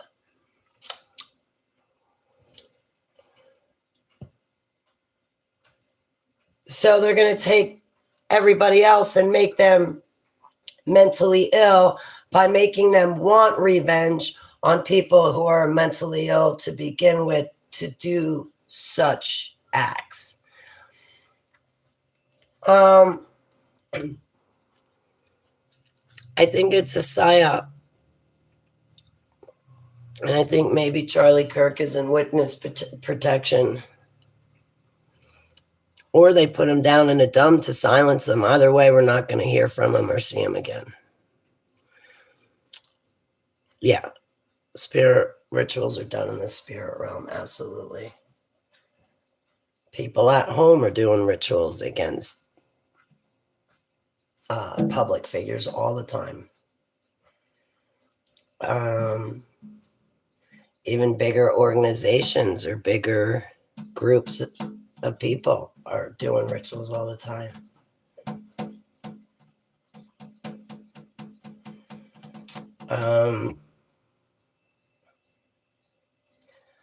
But I tell you, it's just fishy that Trump picked up. When he picked up both those stories, I was like, what is this guy following what I watch on the internet? Now Trump's talking about these incidences, and he's going to use these incidences to get the red flag laws passed. The red flag laws are secret courts. You can call up and say, oh yeah, my neighbor's got a gun and threaten to use it on me. The police will show up, throw your neighbor in jail, and that's it. There's no due process, and it's a secret court. So now all these different laws are going to be instilled. We're losing more rights. And for what?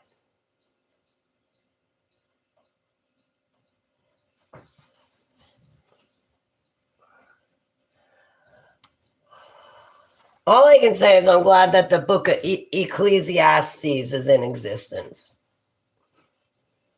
I'm so glad. That book is, I think, a really alienating book because it's like, listen, everything that you think matters doesn't. It doesn't matter. The only thing that's not meaningless is him and your relationship with him and what he's doing. Those are the only things that are not meaningless. What he's doing and what you're doing with him. That's the only thing that matters. It's a very, I think, confrontational, alienating book because I remember on occasion listening to that book and going, no, that's important. No, that's important. No, that's not meaningless. The winning hand is 2 trump cards. Oh, man.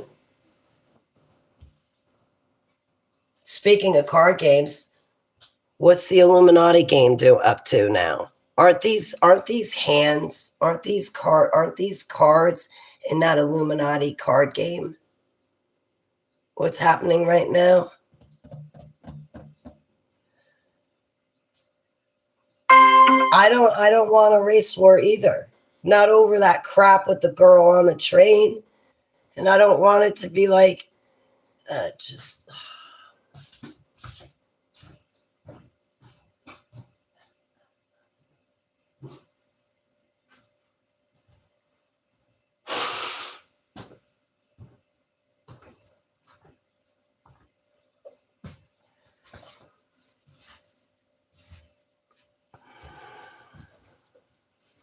I wish I could have gotten my hands on a deck of those cards. They're like $800. If I had a rich friend, I'd be like, listen, for my birthday, can you give me a deck of those cards? Just let me play with them for a week. I'll get sick of them real quick, but I can show my friends, take pictures of them. We can send them back and you can get your money back. Not.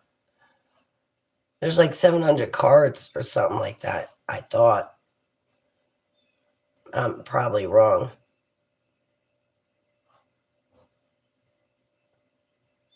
I'll leave them outside. I just want to see the cards that they've created.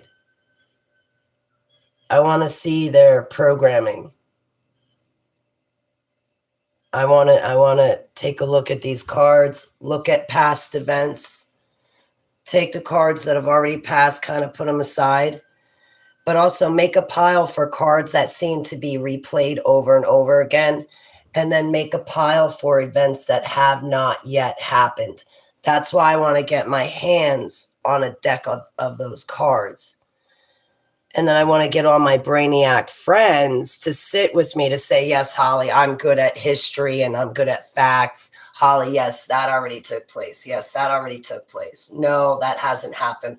Or Holly, yes, this has taken place a couple of times in that country and over here. They keep replaying that card. And then, like I said, a pile for what has not happened yet. Can you spell how you say the correct word for? Thank you, Green Eyed Mama. Baracus. I think it's BARAK. AHS, Baracus, or Barack, BARAK. Like our former president's name, Barack. Barack. That means BLESSINGS in Hebrew. Right. I would love to. Yeah, they do, I think, have like used decks of cards. I wouldn't care if they were used. They wouldn't, of course they gave him that name. I wouldn't mind a used deck so long as all the cards are in it. I just want to see them. I just want to make those 3 piles because I want to see that other pile of what they have not played yet. Wait, they are still over 100. I thought they were like $700 for a deck. $800. If they were 100, I'd start saving $20 a month to get them. I thought they were like a lot of money. Thank you, Candace. It's great to see you. Are we going to talk today? Oh, I'm going on a, like at 10 o'clock, I got to get ready because I'm going on someone's channel, but I'm like going to take a shower and look nice, do my hair and makeup. Y2K one. Oh, I see. Yeah, I wanted the Illuminati one where they have like the alien card they play, and then they have the towers falling. They have the Pentagon that gets all mashed up. I wouldn't mind going like half and half with someone so I could just like see them for a week and then I could take pictures or photocopies of them and then send them off to another person. I just want to, like I said,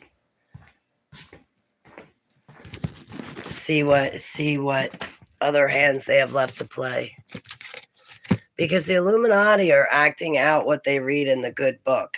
Yahuwah gave you and I the good book, like Revelation, so you and I would know what they're doing. It's a double-edged sword. And yes, he's known the ending since the beginning. That's why he told us about it. And if Yahuwah did not tell us about it, it would not have made a difference because the evil ones would still be doing what they're doing. Yeah, they have the 2 towers. Oh, it was a small deck. Why am I thinking it's a... Good morning, Aaron. How are you? I don't know why I'm thinking it's a big deck. Okay, cool. The Illuminati card games, but they also have a Y2K. Okay. You know why I think we had Y2K? Looking back. Because the computer obviously would know to go from 1999 to the year 2000. Then to 2001. I don't see any big deal with it. I think it's because we're not in the year that they say we're in. And that's why they were rushing around, because at the time I worked for AT&T. Y2K was such a big deal. Oh, it was such a big deal. It was a huge deal. I think it's because we're not in the year they tell us we're in. Whole game is a big deck. Okay, it is a big deck. I guess like the size of a deck of cards. Oh, and then they got add-ons.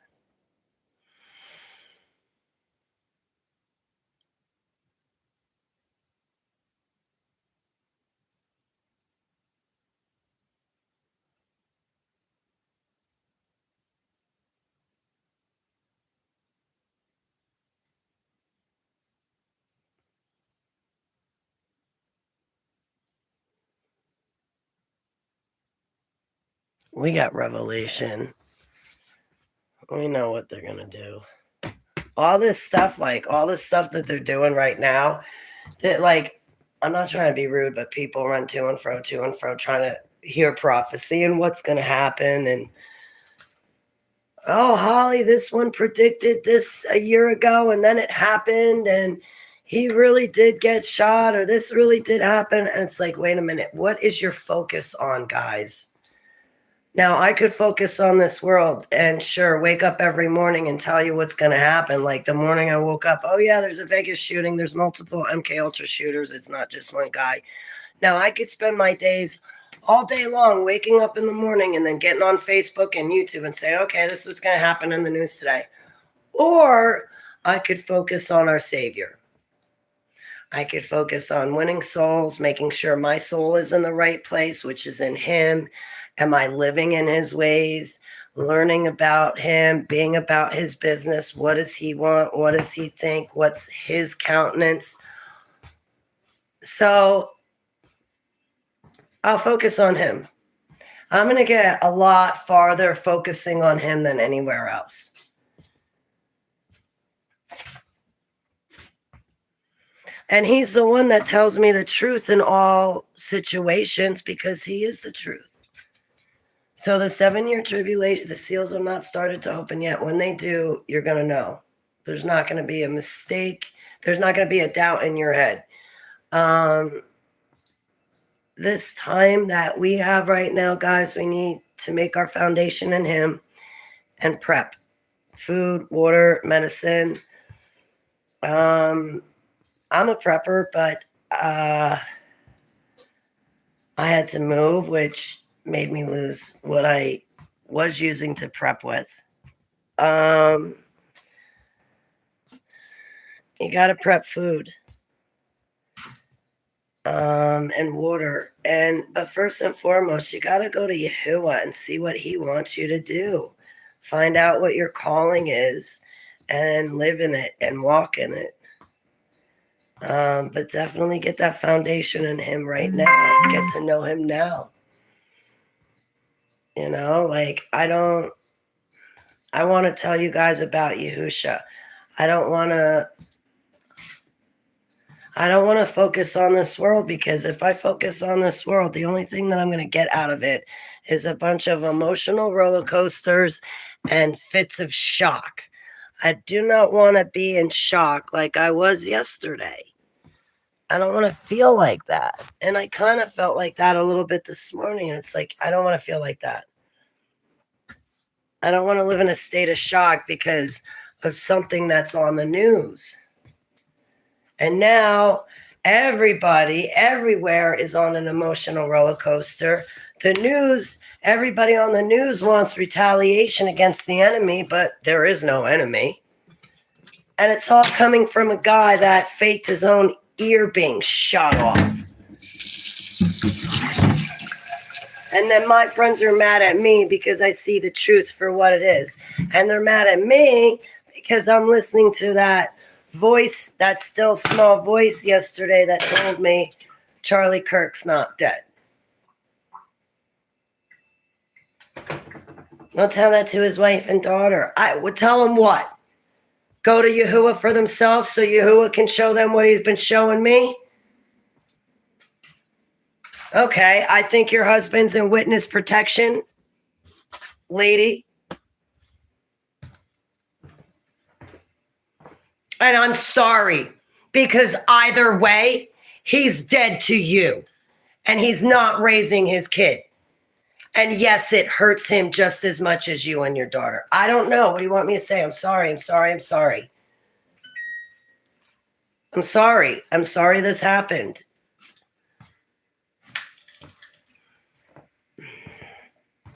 Charismatic leader. The dude has blondish hair.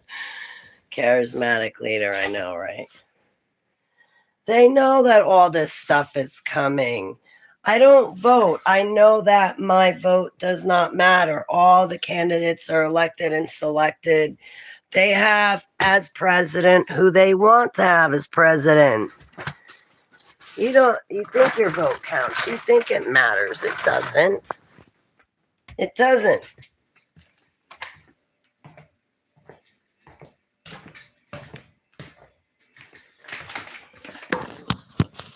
You're not really voting for the guy you want anyway. You're being told, hey, either vote for this one or this one, but they're giving you both candidates.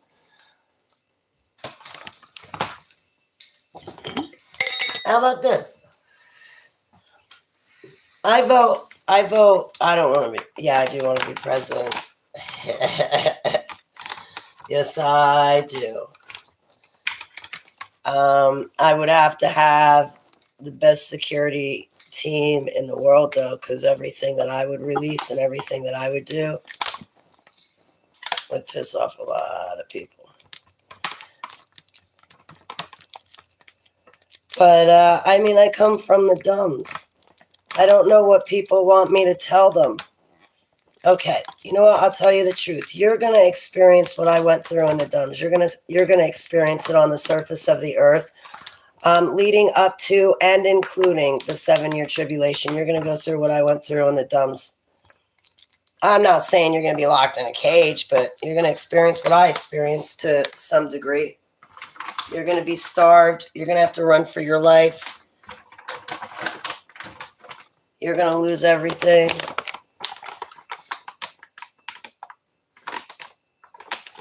You're going to be hunted. We're all going to go through it. Hey, Vinny Francis, how are you? It's great to see you. My jumpers say, oh, if you can help me with when I pray and close my eyes, I see small royal blue lights moving, and that light is coming through the door, which is slightly open. That door? Me?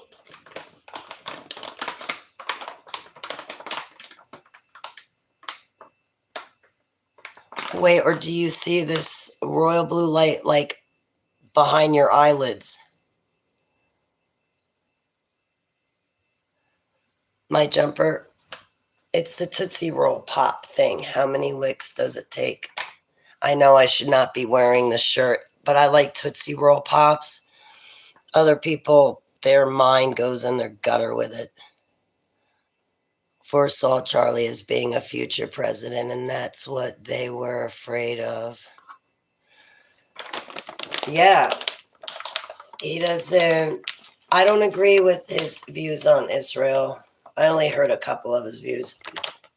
But yeah, he doesn't... His opinion does not go along with the Fourth Reich Rising. He's not gonna... Charlie Kirk is not the same man as Trump. Okay? Charlie Kirk's a good guy. I think Charlie Kirk is a through and through good guy.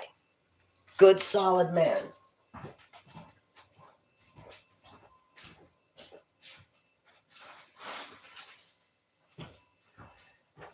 And I'll tell you something else. I do not think that Dr. Robert Duncan is dead, and I would really like to meet him. So anytime the Renaissance man wants to show up and introduce himself, I'm not chasing after a voice that I heard.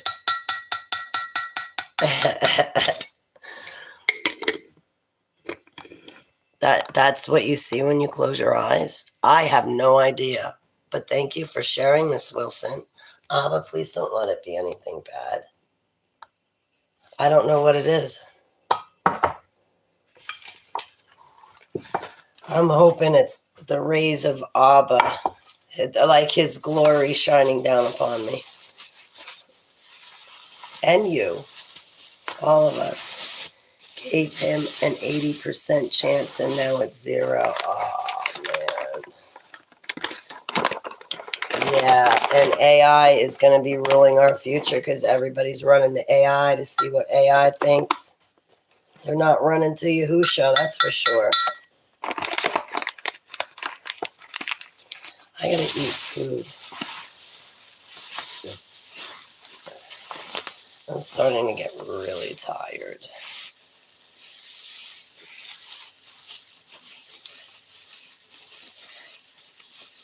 Yeah, well, pretty soon he's coming back with a double-edged sword to divide. And I would like to focus more on him dividing right now than him using all things for good. Because what's happening right now is just not good. And I know people are upset. But I didn't do it. I did not do this to Charlie Kirk. I did not do that to Trump's ear. And I did not do that to the girl on the train. Don't get mad at me because I felt shock and I was on an emotional roller coaster. And then after 6 hours of that, I got fed up.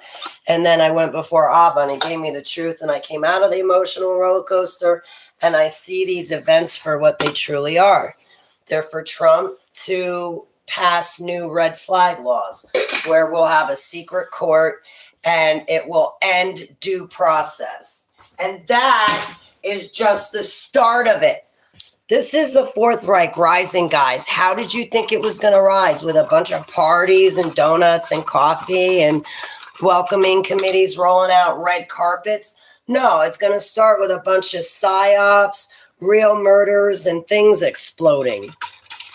This is the rise of a new world order, and it's the Fourth Reich. I don't know what people thought it was going to be like. I mean, there's people out there that, even so-called believers, that think that when Yahusha returns, everything's going to be hunky-dory and so happy. He's going to pass out roses and everything's going to be okay. It ain't going to be like that. It's going to be all-out war. And no, he's not giving anybody a white horse and a sword to ride in with him on. He's not going to share his vengeance and wrath. The church doesn't talk about his vengeance and wrath. And the majority, well, all the Christians get it wrong, but they don't believe in him anyway, because to be a Christian, you have to renounce Yahusha to be a Christian. Read Constantine's Creed. Read Constantine's Creed. I'm a follower of Yahusha. I renounced Christianity. Read Constantine's Creed and what Christianity really is.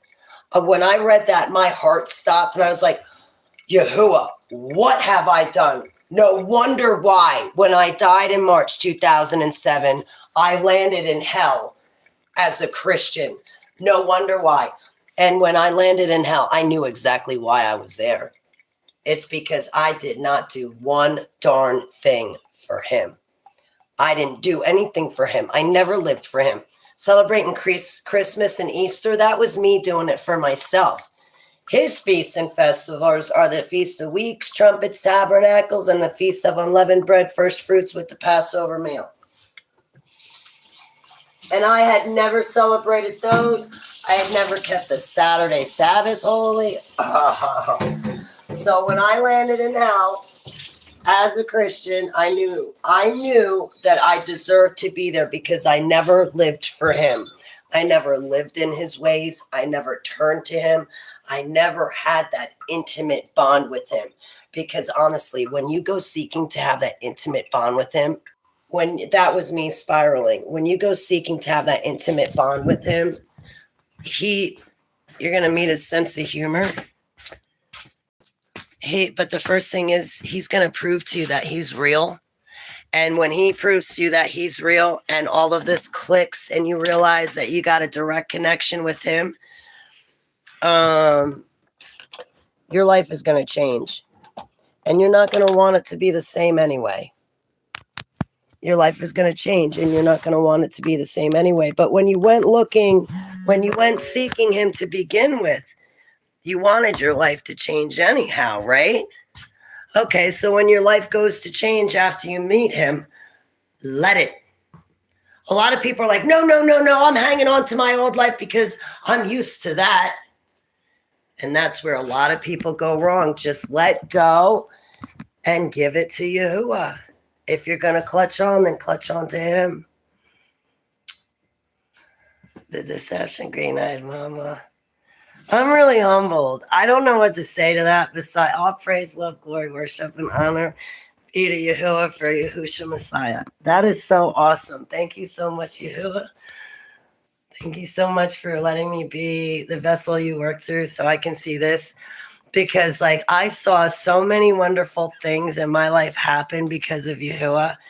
And this is just one of them. But listen, it's him. You know that green-eyed mama, right? All right. I'm going to have to tell you about my dreams and visions because most likely, honey, you're one of those people that's been in my dreams and visions. He gave me dreams and visions of people in 2013. He put me in a raft and moved me down a river, and eventually people were joining me. And then at one point, there were 7 other people that got on my raft with me and were traveling directly with me. And in my dreams and visions, he put me in a bubble and moved me over land. And I would see all these beautiful people with colors coming out of them. But then among them, too, there would be people that were dark. They had no colors.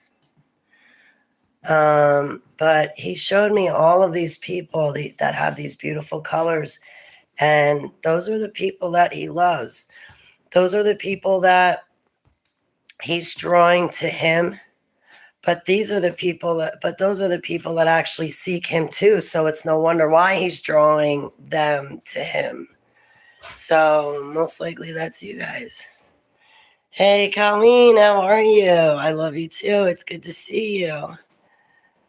It's been a while. Oh, I love you too, Miss Wilson. So just know he loves you.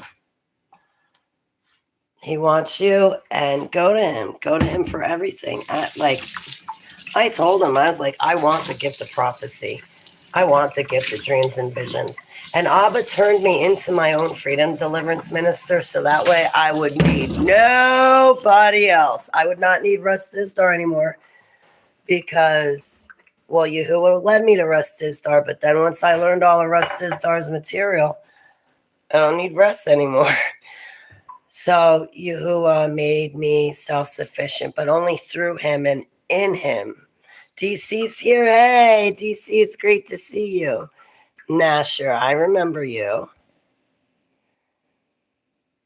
Happy UNBirthday. Thank you, DC. I cannot wait for the Feast of Trumpets and Tabernacles because that book you sent me is going to make me look so good when I go to teach other people about these feasts and festivals. Yeah, well, I go to teach myself about them. Hang on, I gotta set my phone down for a minute. I'm making my kratom.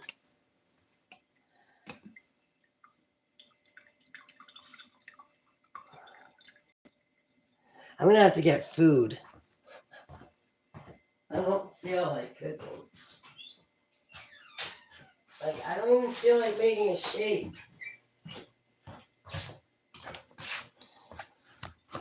Please tell me I have eggs that are already cleaned. And I do. Look at that. Oh, I love you, Holly. 1, 2, 3, 4. I'll use the bottom 4 eggs. All right. So anytime I want to make my shake would be a great idea. Yes, it is. It's great to see you, DC. Yes, it is, Nasha. I turned 51 at 8:18 p.m. Eastern Standard Time. I'm still 50 right now. I'm 50 right now. 50. 50. But in a little bit, I'm not going to be 50.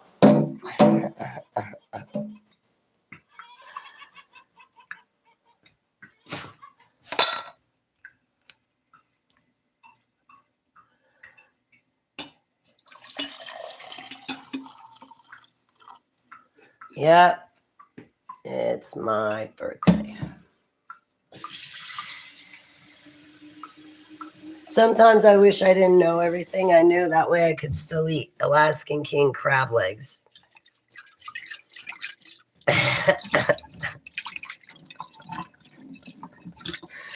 I eat clean now. That's right. It's my 12th anniversary of being 29. I forgot. I want to be 29 forever because I loved being 29. Thank you, Joe. I'm really humbled. Thank you, Candace. It's because I started using some skin cream And the lighting has a lot to do with it too. Yeah, I don't want that lighting. You can see. Like, I noticed down here, I got a lot of scars. Like, on my chin, my skin. Like, what the hell did they do to me in the dumbs?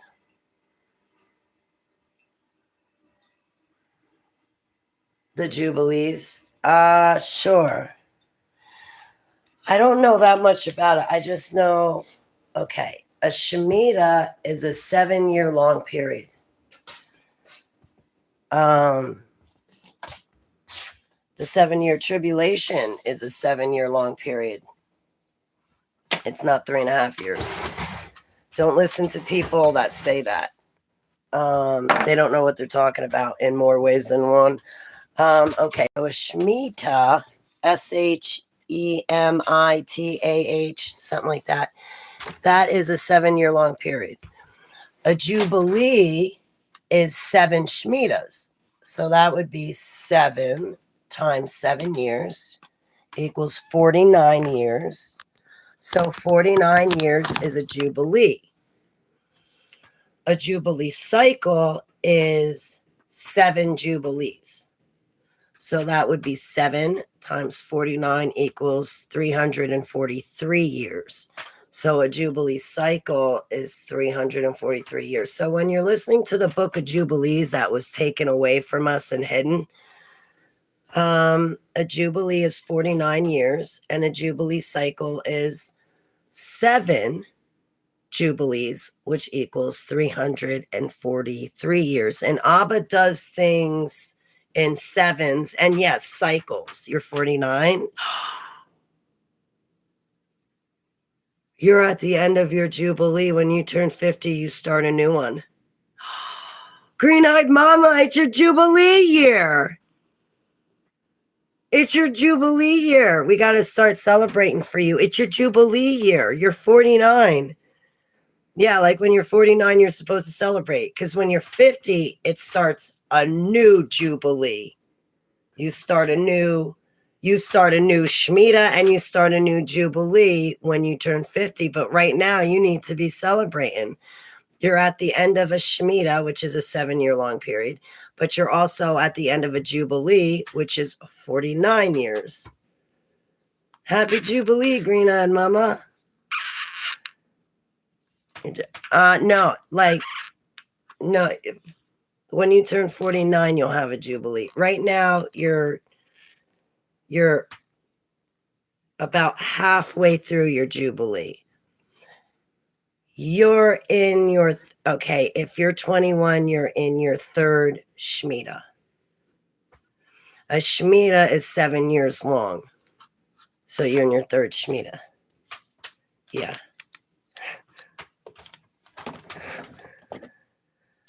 Yeah, I did. Forgive me. I'm like Jubilee. No, you're in your 3rd Shemitah. Because 3 times 7 is 21.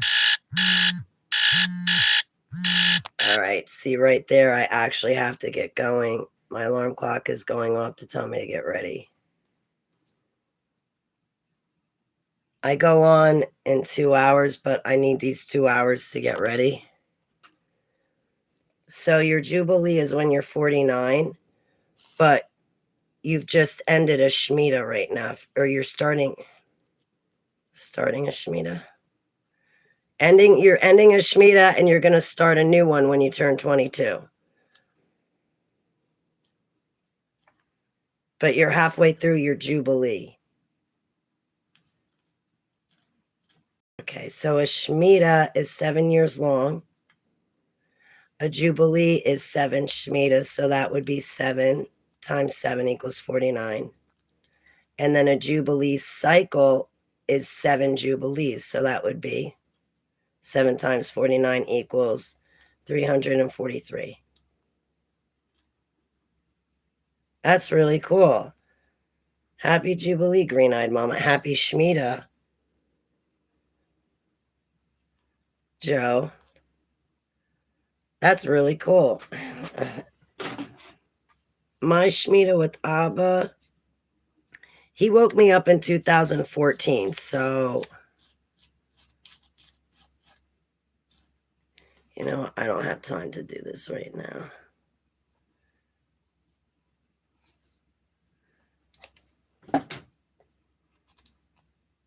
My alarm clock's going off. I really don't have time to fiddle with this. Excuse me. I gotta like eat, and I'm not hungry, and my stomach hurts, but I don't feel hunger pains. So I gotta do something about that. I'm gonna have to like suck back my shake. I gotta go with Sabrina's new podcast with Deep. All right.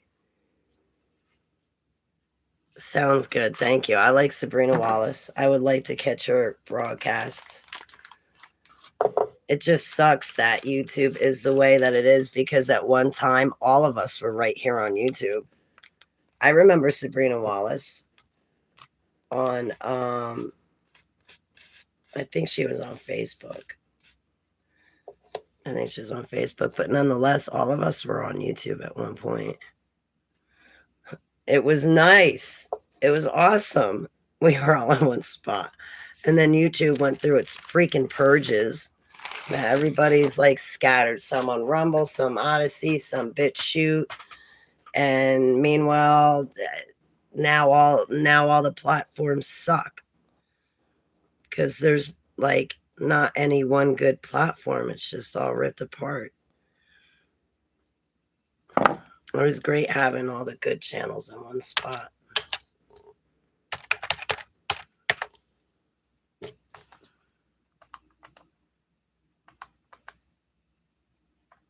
Did I miss some comments? I think people left me comments under my videos and I missed some. No, all right.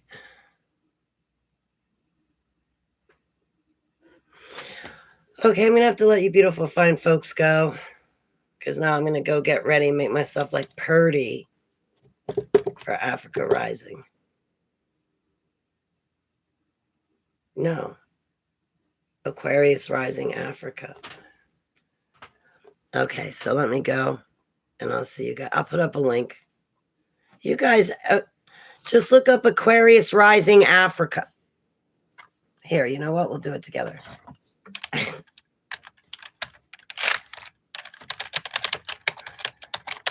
Let's put up a link. Because she's always prepared. Healing from, oh, geez. Guys, I need a topic. I'm telling you, I need a topic. What am I going to talk? Abba? Somebody's got to give me a topic. Okay.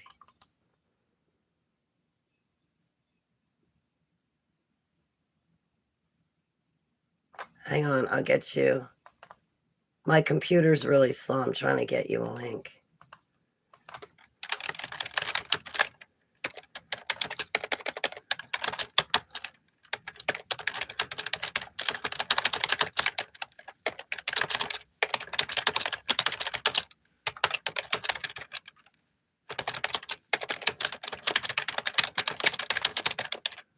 Okay.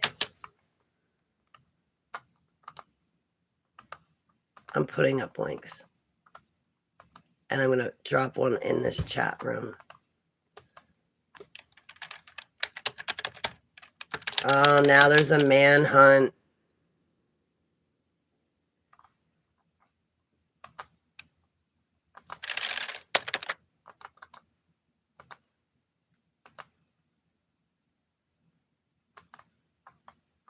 That sucks.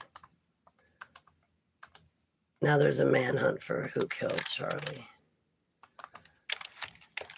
Okay, I put up a link there, and now I'll give you guys a link. You can exit. Something went wrong.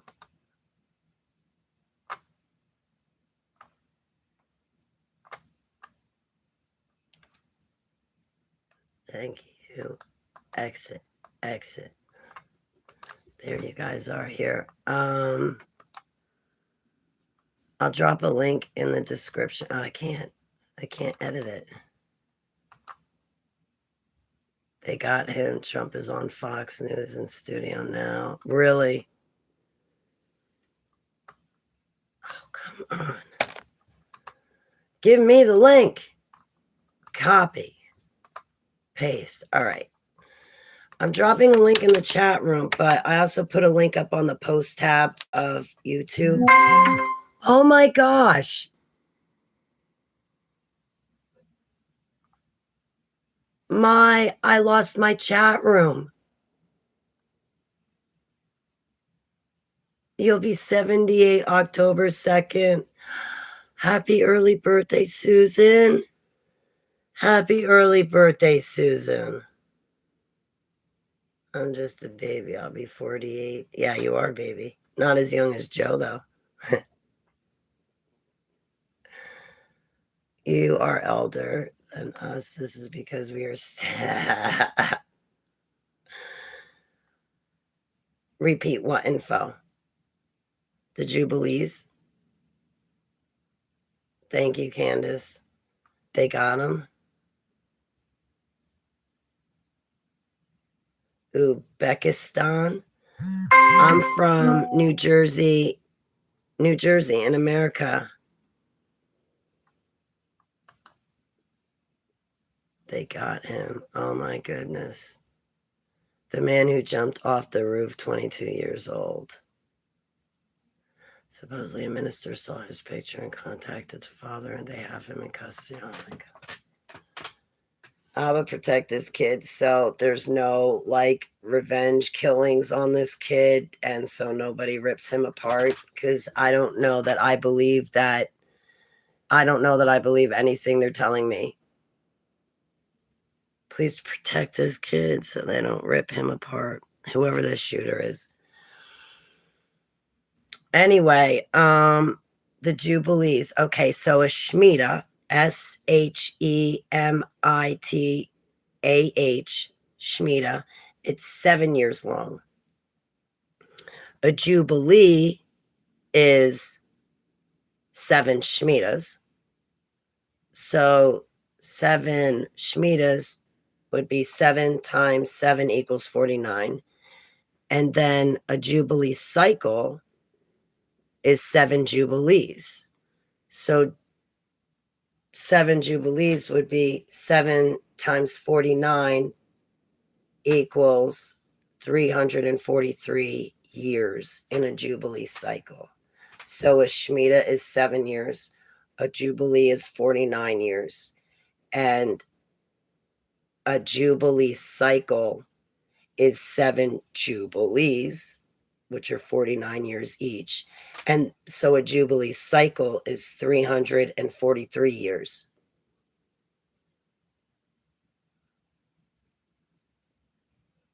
Abba has this thing with sevens. So like when you read the Apocrypha, the book of Jubilees, I actually have to go. So that Jubilee is 49 years long. A Shemitah is 7 years long, but a Jubilee is 7 Shemitahs. And then a Jubilee cycle is 7 Jubilees, which is 343 years. And like in the book of Revelation, we have 7 seals, 7 trumpets, 7 bowls of wrath, 7 angels, 7 churches, 7 lampstands. Even Abba has a 7-branch menorah. And that 7-branch menorah, we can light it whenever we want, day or night, anytime. And he encourages us to light it because the 7-branch menorah is lighting a candle for each one of his hallowed spirits. One of those hallowed spirits is our Ruach Kodesh, which is spirit, Ruach, spirit, Kodesh, set aside. His spirit of resurrection is set aside to be our companion. And when we light that 7-branch menorah, we're lighting a candle for each one of his hallowed spirits, for him. You and I only have one spirit. He's got 7, and 1 is our companion. So don't Do not mess with the 9-branch menorah thing, whatever that is for Hanukkah. Don't have anything to do with Chanukah either. Nuke Hanukkah. You nuke the Chanukah is what you do with the Hanukkah. The 9-branch thing, that's paganism. And even Yahusha did not celebrate Hanukkah. He was working in the temple. He didn't celebrate it, so. He didn't. He was working. All the other feasts and festivals, he was going with his parents and presenting himself. You know, he was participating in them. So, yeah, that kid's going to be another sacrifice. They're going to...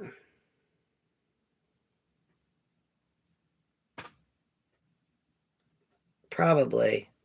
If they do something that this kid, though, he's really going to die. He'll really die for real. He'll feel it for real. He won't be put in witness protection program. He'll get ripped apart for real. That's why I pray for this kid, because I'm gonna listen to that still small voice that says he's still alive.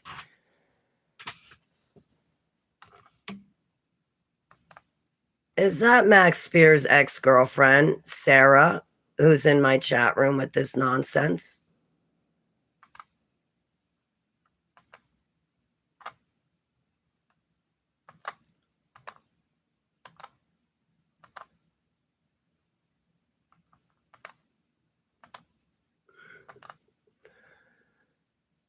Kash Patel is now talking. He just said 33 hours. Oh, come on. Oh, come on. Cash, you're one of them. 33 hours and they found. Oh, somebody tell King Nico. King Nico's going to have the same reaction. King Nico's going to be like that. Yep, like DC said. There you have it right there. Damn. I feel bad for Charlie's wife and his daughter. I feel bad for them because they're going through the heartbreak. They're going through the heartbreak.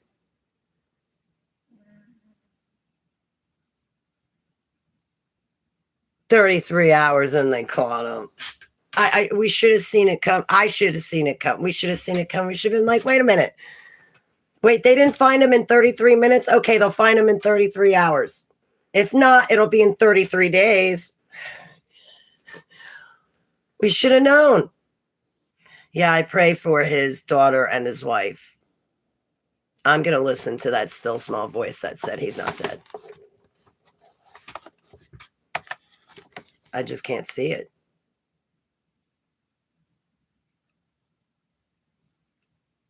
I'm going to be in a lot of trouble for my opinion and what I think. I'm not going to be able to speak it outside of here. And the stuff that I put on YouTube, I was putting it up on Facebook and I deleted it off of Facebook and I put it up on YouTube. That way I could still vent and not bottle it up. Because I don't want to treat anybody bad. But I think a lot of people are upset with me. And I love my friends. I know that we have different opinions. We don't agree on everything. I just don't want them to be mad at me. I take everything that's happening very seriously. I went into shock over it. And I know you guys did too. Hey, Castle Crown, how are you? He has 2 children. Oh, jeez. I mean, this is like such bull crap. Like, listen, I gotta let you guys go because I got to do some things and then get ready. And I don't have 2 hours now because I'm here broadcasting. But I better let you beautiful fine folks go. I don't know what to talk about on Shanti's. I better get going. So what time is it? Yeah, it's already, I only have an hour and 45 minutes. That's not going to be any good. Old fashioned at heart. Oh, Heavenly Abba, we lift up old fashioned and at heart and her son to you. And we ask that your barakas be upon them and that her son have a beautiful future ahead. In Yahusha Shem Selah. Do I have this right?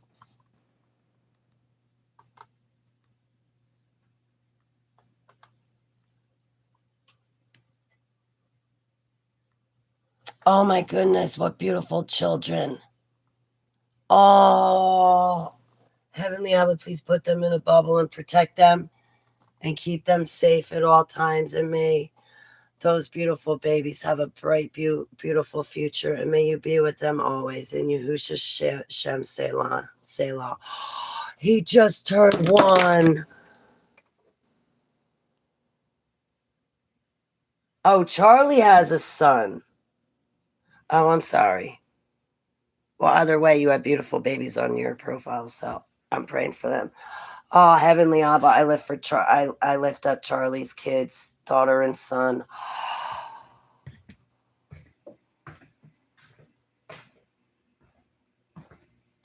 Oh man, they gotta grow up without a dad because of all this bullshit shit. I'm sorry for my language. Oh, those poor kids.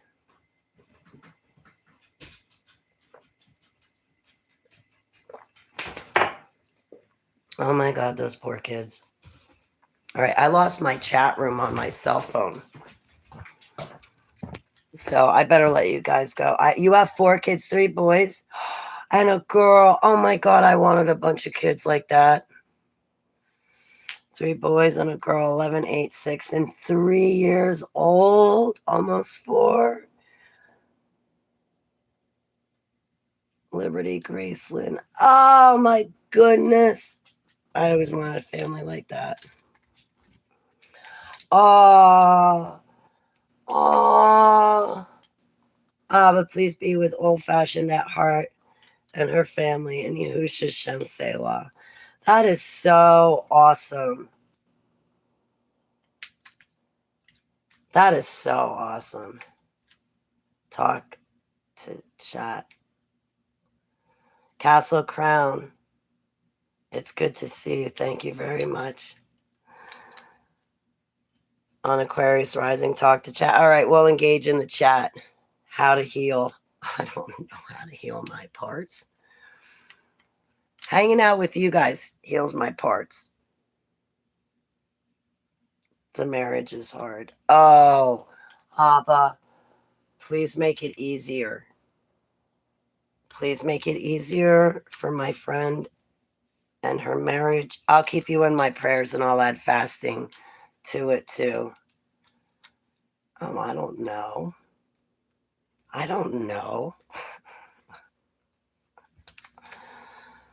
I mean, Abba's the one that tells me everything. I don't know anything. I'm just along for the ride. I'm teasing. All right. I better let you beautiful fine folks go. And yeah, we'll talk privately sometime. I'll be praying for you, honey. And I hope it gets better. I hope it gets easier. And oh, I definitely will. She's great. She's the hostess with the mostest. Absolutely. All right. I'll see you guys there. And I love you. I better go get ready. Ready?